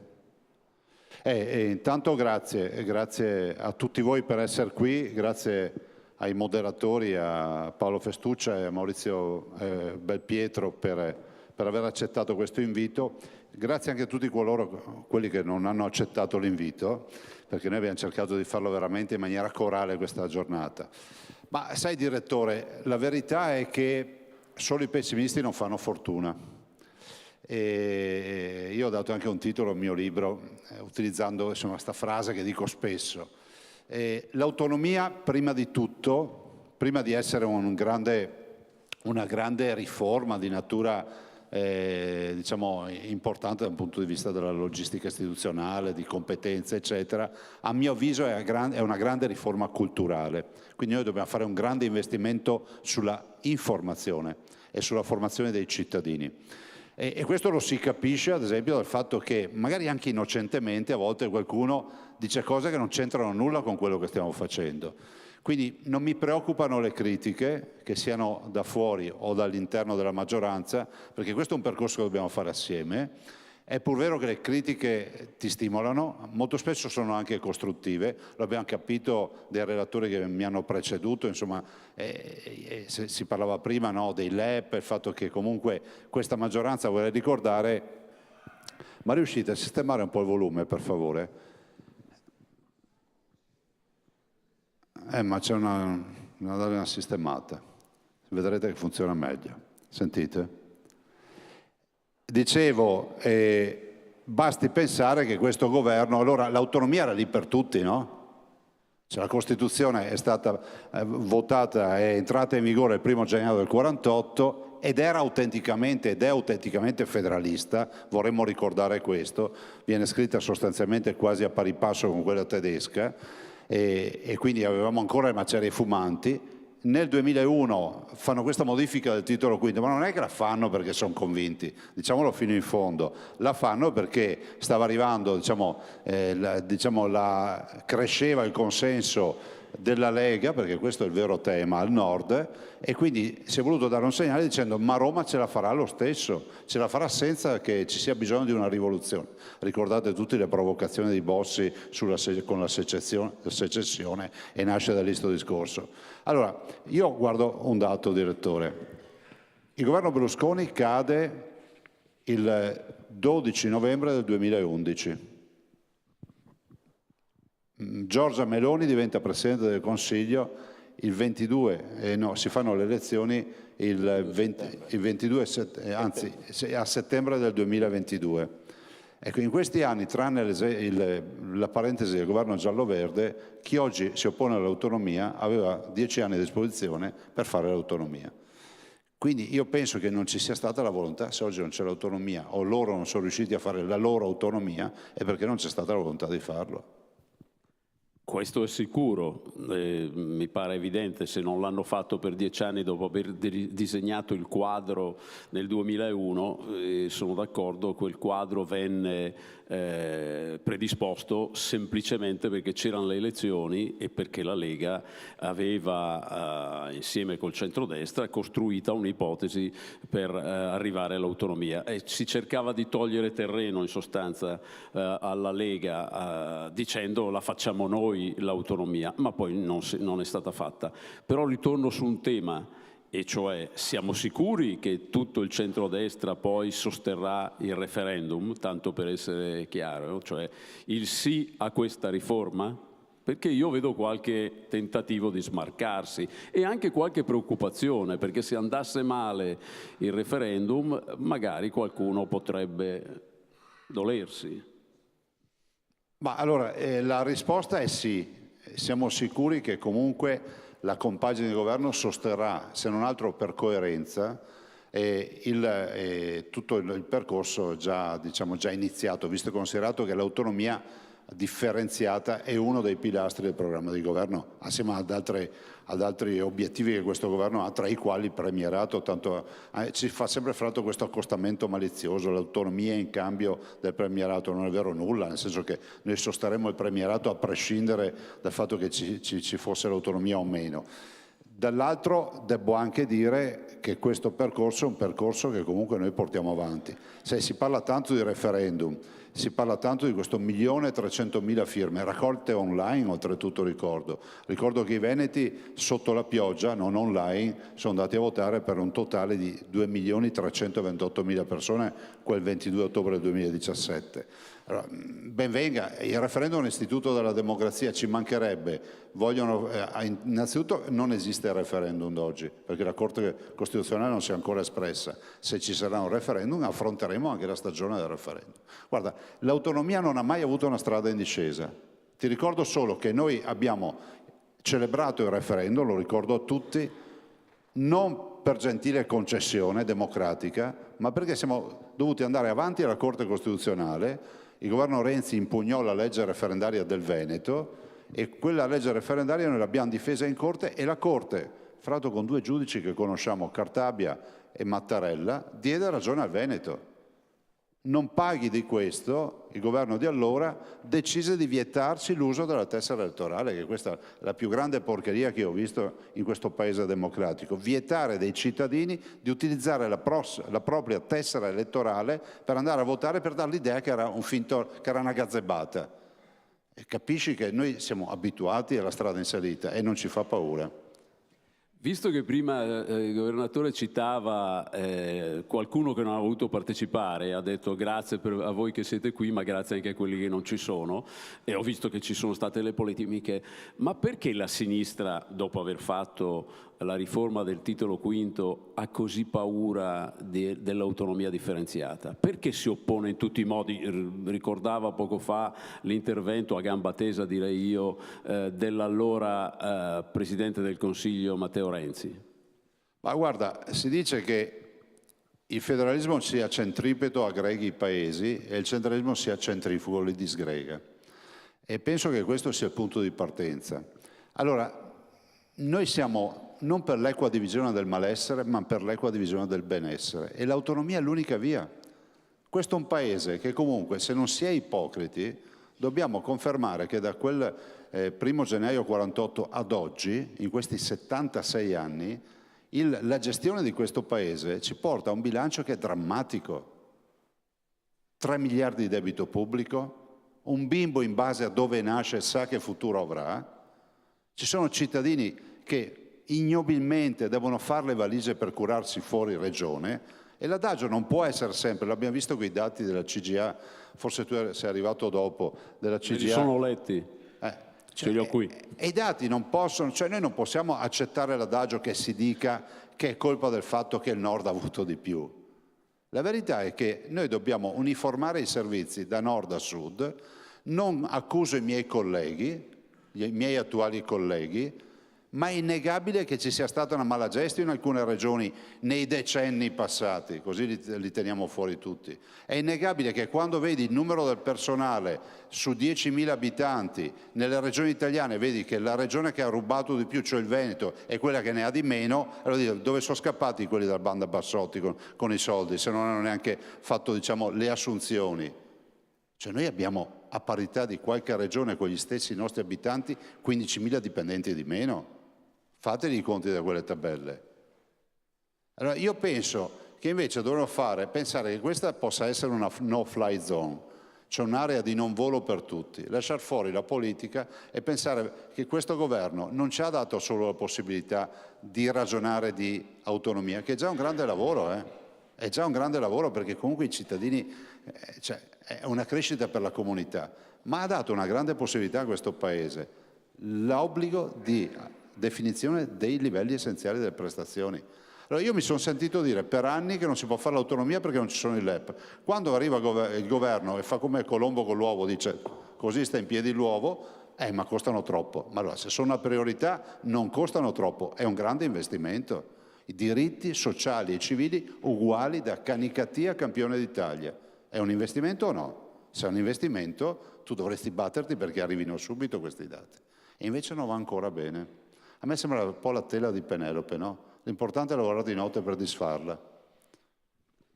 Ecco, a proposito di questo, io ricordo, ma forse lo ricordavano prima anche i professori che ci hanno preceduto, che nell'elaborazione di queste proposte e anche del percorso che ha portato alla legge Calderoli c'è stato un dibattito molto importante, e alla Regione Veneto, alla Regione Lombardia, alle regioni insomma che più volevano l'autonomia, si sono unite altre regioni di segno politicamente opposto, cioè l'Emilia-Romagna, anche la Toscana per un certo verso. Insomma, sembrava che le regioni più dinamiche, più desiderose di fare, di rimboccarsi le maniche e quindi di avere anche un ruolo nel quadro della Costituzione, volessero davvero arrivare alla riforma e all'autonomia differenziata. Perché hanno cambiato idea? Bella domanda, e sai già anche la risposta. Ma la verità è che forse ne approfitto, direttore, per fare un piccolissimo riassunto delle puntate precedenti. L'autonomia nasce in Veneto. Il Veneto tenta 3 volte di fare il referendum, 2 volte non passa, l'idea referendaria, passa nel 2014 con la sentenza del luglio 2015. A quel punto noi iniziamo il percorso, si inizia il percorso e si arriva pian piano all'indizione del referendum. L'indizione del referendum per il 22 ottobre 2017. Cosa accade? Accade che il governo di allora era il governo Gentiloni, Renzi nel frattempo era già caduto col suo referendum, che toglieva competenze alle regioni, vi ricordo, e il governo Gentiloni vede di malgrado questa azione referendaria, perché non si sapeva che numeri potesse produrre e cosa potesse creare in questo Paese. A un certo punto, in volata, fa capolino all'Emilia Romagna e dice: ma non serve fare il referendum, è sufficiente fare una delibera. Al punto tale che vi ricordo che l'ultima settimana prima del referendum, l'Emilia Romagna va a Palazzo Chigi a trattare e dire: visto, stiamo già trattando, questi vanno a fare il referendum. Posso capire le tattiche della politica. Il consuntivo qual è? Che delle regioni a statuto ordinario italiane, l'unica, ma anche se comunque ha detto beh, però per l'area montana lo potrei fare, non ha chiesto di aderire e di poter avviare il suo percorso, è stato l'Abruzzo. Perché la Campania lo ha chiesto nel 2019 con una delibera di giunta regionale, lo ha chiesto l'Emilia Romagna, fra l'altro anche ripetendo anche le deliberazioni in giunta regionale con tanto numero di materie, lo ha chiesto la Toscana e così lo ha chiesto la Puglia, ma ci sono dichiarazioni, c'è di tutto, cioè, la memoria digitale ci regala questo, no? Quindi non è vero, e quindi perché hanno cambiato idea? Non te lo so dire.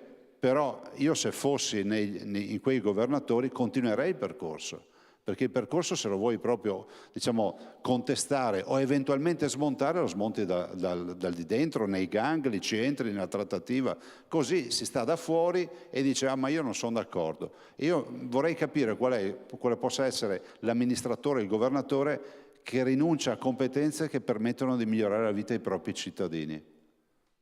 A migliorare la vita dei propri cittadini. Io faccio sempre un esempio.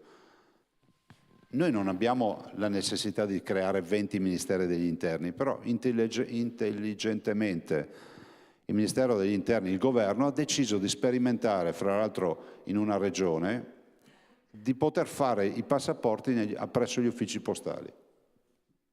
Non ha creato 20 ministeri, ma ha cercato di complicare di meno la vita a quei poveri disgraziati che devono fare il rinnovo del passaporto e diventano pazzi per trovarsi un appuntamento.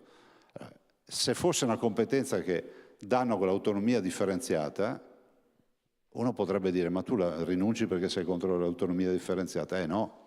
E se potessero darmi la deroga, le ordinanze di deroga per la protezione civile in maniera tale che se ho un terremoto o un'alluvione intervengo direttamente senza aspettare le carte da Roma, tu rinunci perché sei contro? E se ci fosse da fare una valutazione di impatto ambientale a livello regionale, tu rinunci di poterla fare in loco e chiedi ancora la valutazione di impatto ambientale a livello nazionale? Capite che questo è veramente... Allora noi chiediamo solo che si possano scrivere queste cose, poi vedremo chi rinuncia. Cerco di essere un po' malizioso a questo punto visto che si citava anche la Campania, ma non è che poi che il governatore della Campania è in prima linea contro l'autonomia differenziata, ma non è che poi alla fine il terrore di alcuni governatori è di non avere più la giustificazione per le cose che non funzionano nelle proprie regioni, dicendo ma è tutta colpa di Roma, del governo centrale. Non è che si toglie un alibi, ma soprattutto si impedisce di dover andare di fronte a Palazzo Chigi a fare tante manifestazioni rivendicando soldi o interventi perché tocca a te, governatore, fare le cose? Ma guarda, io penso che i miei colleghi siano autenticamente autonomisti o federalisti, tutti.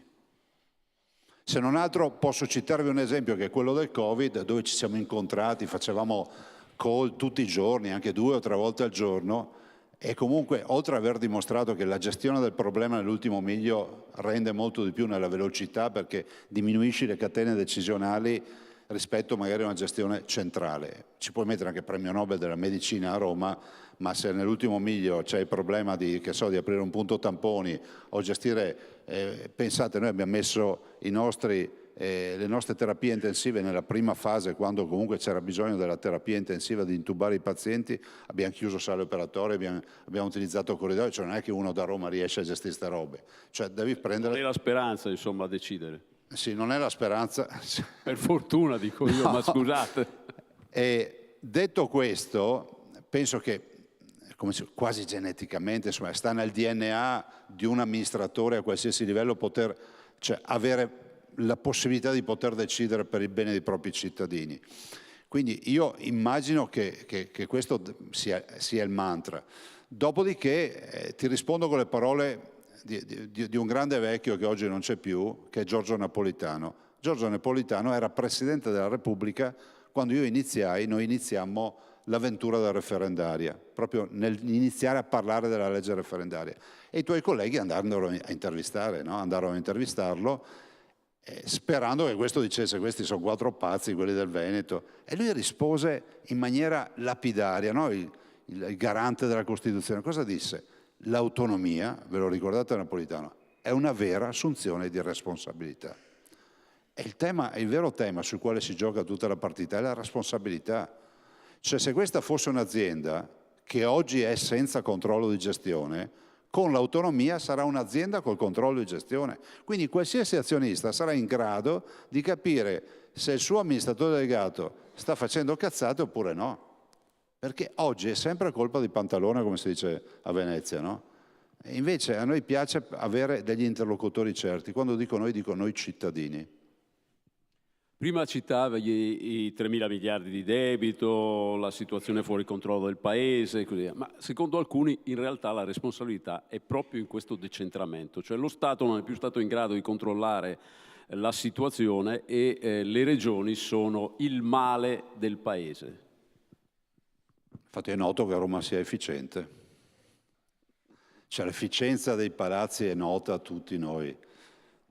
Pensa che noi siamo i più veloci pagatori d'Italia come ente pubblico, superiamo anche i privati nella velocità. In quanti giorni pagate? Ma noi siamo al di sotto dei termini di legge, penso che ormai siamo una ventina di giorni o giù di lì, cioè siamo assolutamente, cioè vista fattura ormai andiamo, no? Cioè con una velocità.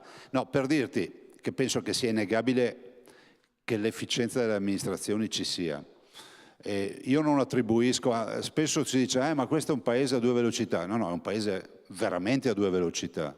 È un paese dove veramente ci sono le sperequazioni, dove veramente bisogna lavorare per combattere le sperequazioni, ma non sono figlie dell'autonomia, sono figlie di un centralismo mal gestito peraltro. Non è che questo problema di 3.000 miliardi di debito pubblico lo abbiano prodotto le regioni. Io vedo che mi arrabbio ogni volta perché voi giornalisti dite ma l'Italia non utilizza i fondi comunitari. Volevo ben vedere che non si arrivasse ai giornalisti, che qualche colpa ce l'hanno sempre, no? Come i politici sempre. E quindi l'Italia... Speriamo un po' di meno. L'Italia non utilizza i fondi comunitari. No, questo è un adagio, no? Tu lo chiedi alla signora Maria e ti dice che è vero. Ho fatto tante di quelle inchieste sui fondi comunitari dimenticati nelle casse di alcune regioni. È l'alcuna che ci preoccupa. E la Campania in particolare, mi ricordo. Per dire cosa? Per dire che ci sono amministrazioni efficienti tipo il Veneto che va in overbooking, cioè vorrebbe utilizzare i fondi che gli altri non utilizzano, e altre amministrazioni che non li utilizzano questi fondi. Allora, questa efficienza come facciamo a verificarla e a punirla? Cioè, vi ricordo che i fondi di sviluppo e coesione, visto che il Sud dice che non ha risorse, per l'80% sono al Sud, il 40% dei 235 miliardi del PNRR sono al Sud. E poi io penso che il Sud abbia veramente una grande possibilità di riscatto con l'autonomia, perché diamo in mano, diciamo, le chiavi del motore le diamo in mano al cittadino. Il cittadino riuscirà a controllare, ma sentite, noi siamo la regione più turistica d'Italia, facciamo 73 milioni di presenze turistiche, vale circa 18 miliardi di euro il fatturato della nostra industria turistica, la prima industria in Veneto. Ciò non toglie che uno va a guardare i dati e dice, vabbè, però onestamente il mare del Sud è strepitoso. Vai a guardare i dati, ma il Sud quanto produce fatto 100 il turismo nazionale? 18%. Io intanto non mi aspettavo questo dato, ma però dico anche che è un dato che ci fa capire che il margine di crescita che ha il meridione, ad esempio nel turismo, è eccezionale rispetto a quello del Veneto, che ormai ha 73 milioni. Noi abbiamo giornate in questa città con overbooking da 150.000 persone, diciamo, non residenti e quindi che non sono nelle nostre strutture ricettive, per dare una dimensione. Quindi non è vero che il Sud è una partita persa. Il Sud ha grandi opportunità e secondo me più margini di crescita rispetto alle nostre regioni, ma questo lo dobbiamo dire ai cittadini. Il Sud non è una partita persa, ma se la ritiene una partita persa, allora continuerai con l'assistenzialismo e che produrrà ancora più debiti e stai lì a tamponare, diciamo, i mali del territorio, ma non guardi in prospettiva. I due argomenti che fanno più presa sull'opinione pubblica quando si parla di autonomia sono la sanità e ovviamente i soldi pubblici. La sanità, il terrore, credo, dell'opinione pubblica quando si ragiona di queste cose, ed è un terrore alimentato soprattutto da chi l'autonomia non la vuole, dalle forze politiche del centro-sinistra che sperano nel referendum per ottenere un risultato contro l'attuale maggioranza, sarà difficile andare a curarsi al nord, quindi non ci saranno più gli stessi livelli di assistenza. Ed è vero che già in parte molte centinaia di migliaia di persone si trasferiscono dal sud al nord per curarsi e pensano che sarà più difficile farlo. Qual è la risposta? Ma sulla sanità potremmo aprire... Allora ti dico, noi... Grande tema però, noi no? Nessuno pensa ai beni culturali, pensano alla salute. Noi abbiamo 68 ospedali, 64.000 dipendenti, 12.000 medici, eroghiamo 80 milioni di prestazioni sanitarie all'anno. Una sanità efficiente la si può mettere in piedi. Questa è una regione che è efficientato, ha chiuso 49 ospedali dal dopoguerra ad oggi. Ha fatto delle scelte di campo che altri non hanno fatto a costo zero. Te ne dico una per tutte, che ho voluto con forza e con non pochi problemi di natura proprio culturale tra gli operatori e anche tra i pazienti.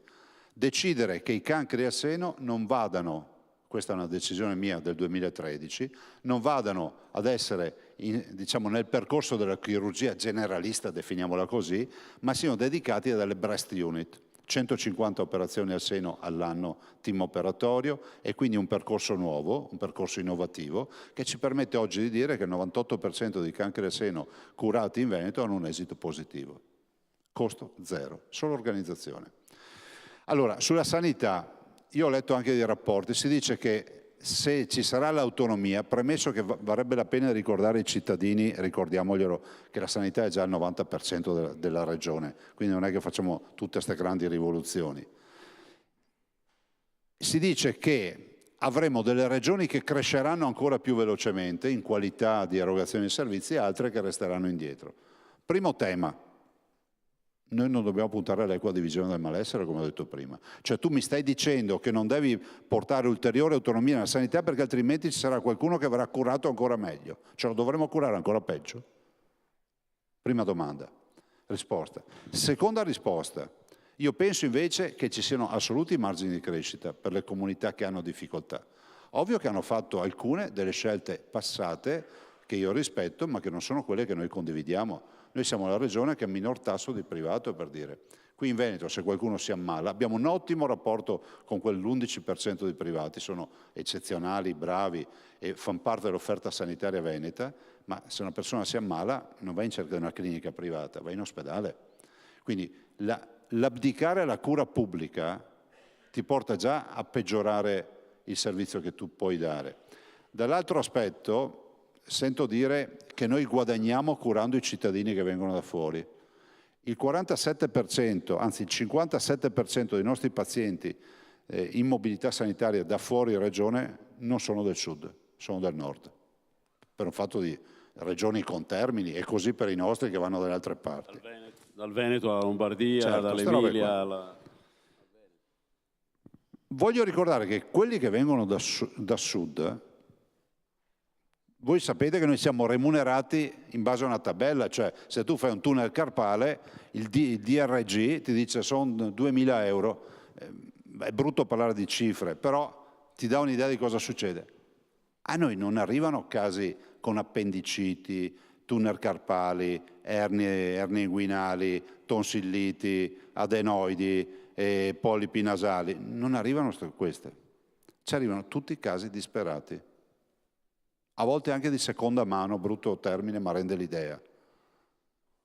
Trapianti, dove, brutto da dire, ma tecnicamente non c'è nessun guadagno, perché siccome qualcuno dice che noi guadagniamo diciamo, su questa migrazione, su questi viaggi della speranza, assolutamente no, lo facciamo volentieri, se si dovesse raddoppiare, raddoppiamo, ma non esiste che si dica che i viaggi della speranza sono un'utilità per noi da un punto di vista economico. Questo assolutamente per noi è inaccettabile.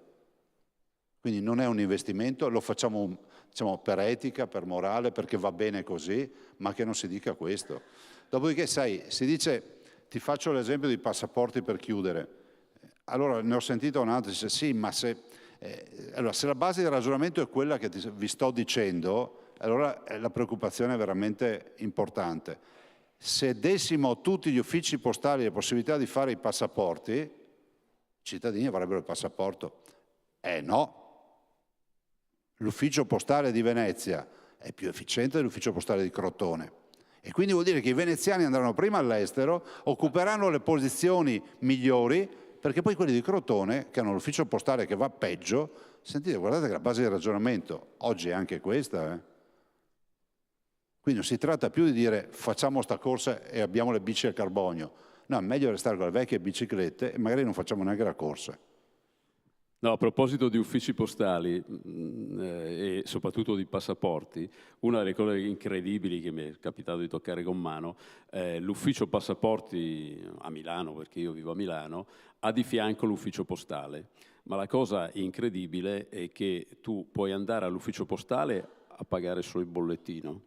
Devi prendere appuntamento per andare in questura, ma attenzione, la marca da bollo non te la vende l'ufficio postale. Devi andare a cercare un tabaccaio, che siccome sono diminuiti i tabaccai ne trovi di meno e soprattutto siccome la fornitura della marca da bollo che si stampa al momento viene erogata però dallo Stato centrale, quindi rischi di non avere la marca da bollo, di dover fare la fila per andare all'ufficio postale e poi addirittura unificare, siccome sono 3 funzioni che tutte sono in mano allo Stato, unificare la cosa sarebbe stata la cosa più sensata, ma stranamente in questo paese non si fa.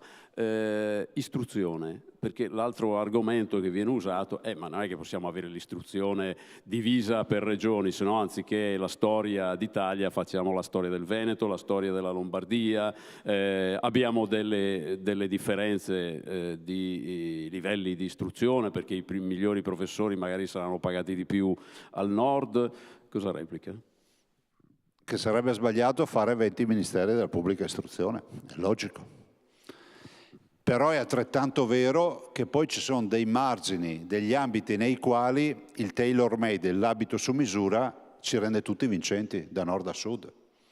Per dire, uno degli obiettivi della pubblica amministrazione, anzi della pubblica istruzione a livello nazionale, è la lotta alla dispersione scolastica. Cioè ragazzi che non assolvono la scuola dell'obbligo, cioè se ne stanno a casa, insomma. Immagino e potete immaginare che ci sono delle regioni che hanno sta piaga. Io non capisco perché la lotta alla dispersione scolastica debba essere spalmata in maniera uniforme da nord a sud. Qua da noi, ad esempio, vorremmo magari incentivare i ragazzi che affrontino, diciamo, con più energia gli istituti tecnici, per dire, no? O magari abbiamo il problema del tema della terza lingua, non neanche della seconda lingua. A me non sembra un'eresia questa. Dopodiché i sindacati dicono ma Zai ha in mente di fare anche delle robe strane con le gabbie salariali. No, io non parlo di gabbie salariali, ma vorrei dirvi che tutte le istituzioni dello Stato a Venezia hanno difficoltà con i loro lavoratori per i costi della vita.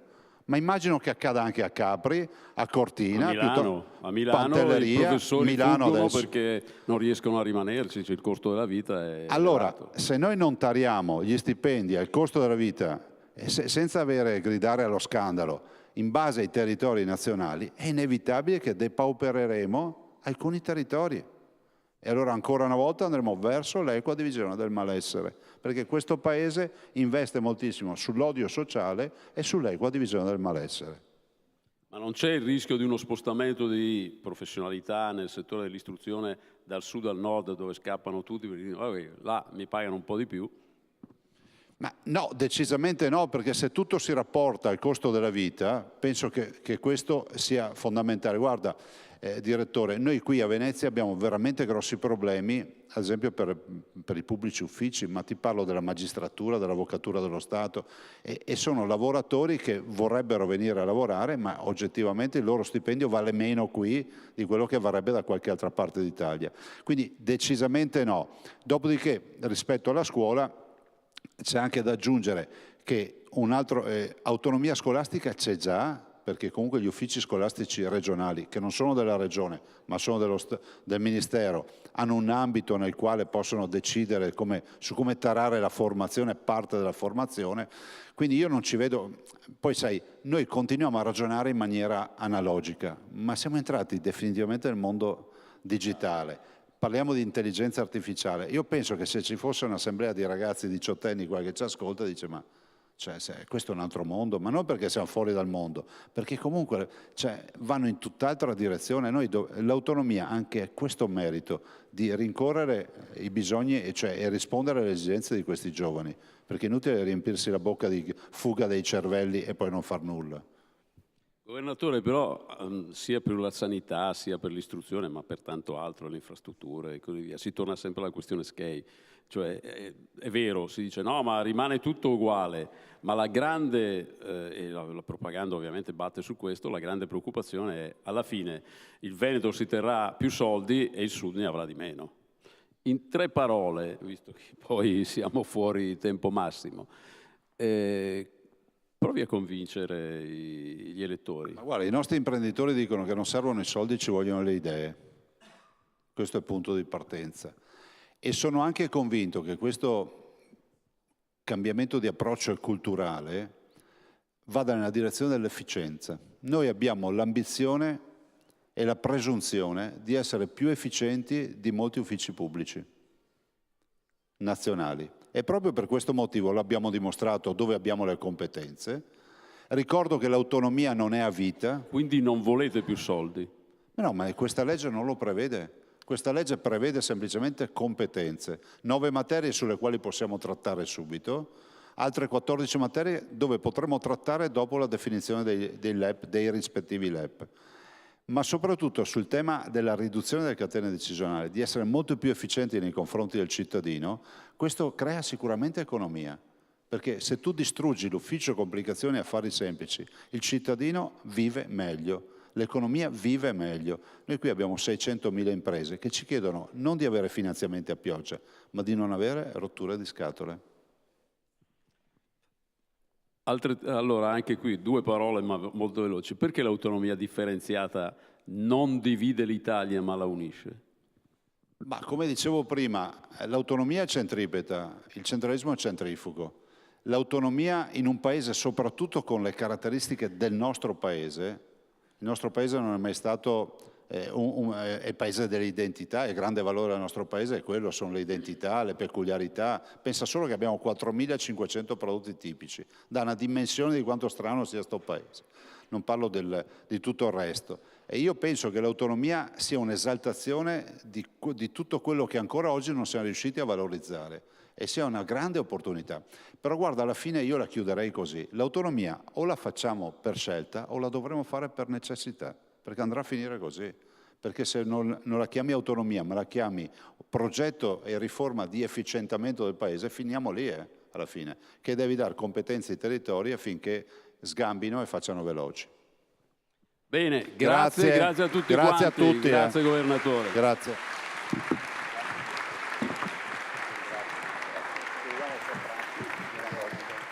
Grazie naturalmente al Presidente Luca Zaia, grazie a Maurizio Belpietro. Si chiude così questa prima giornata dell'autonomia. Vi ricordo che nel portale potete ritrovare tutto. autonomia.regione.veneto.it. Grazie a tutti e buona giornata.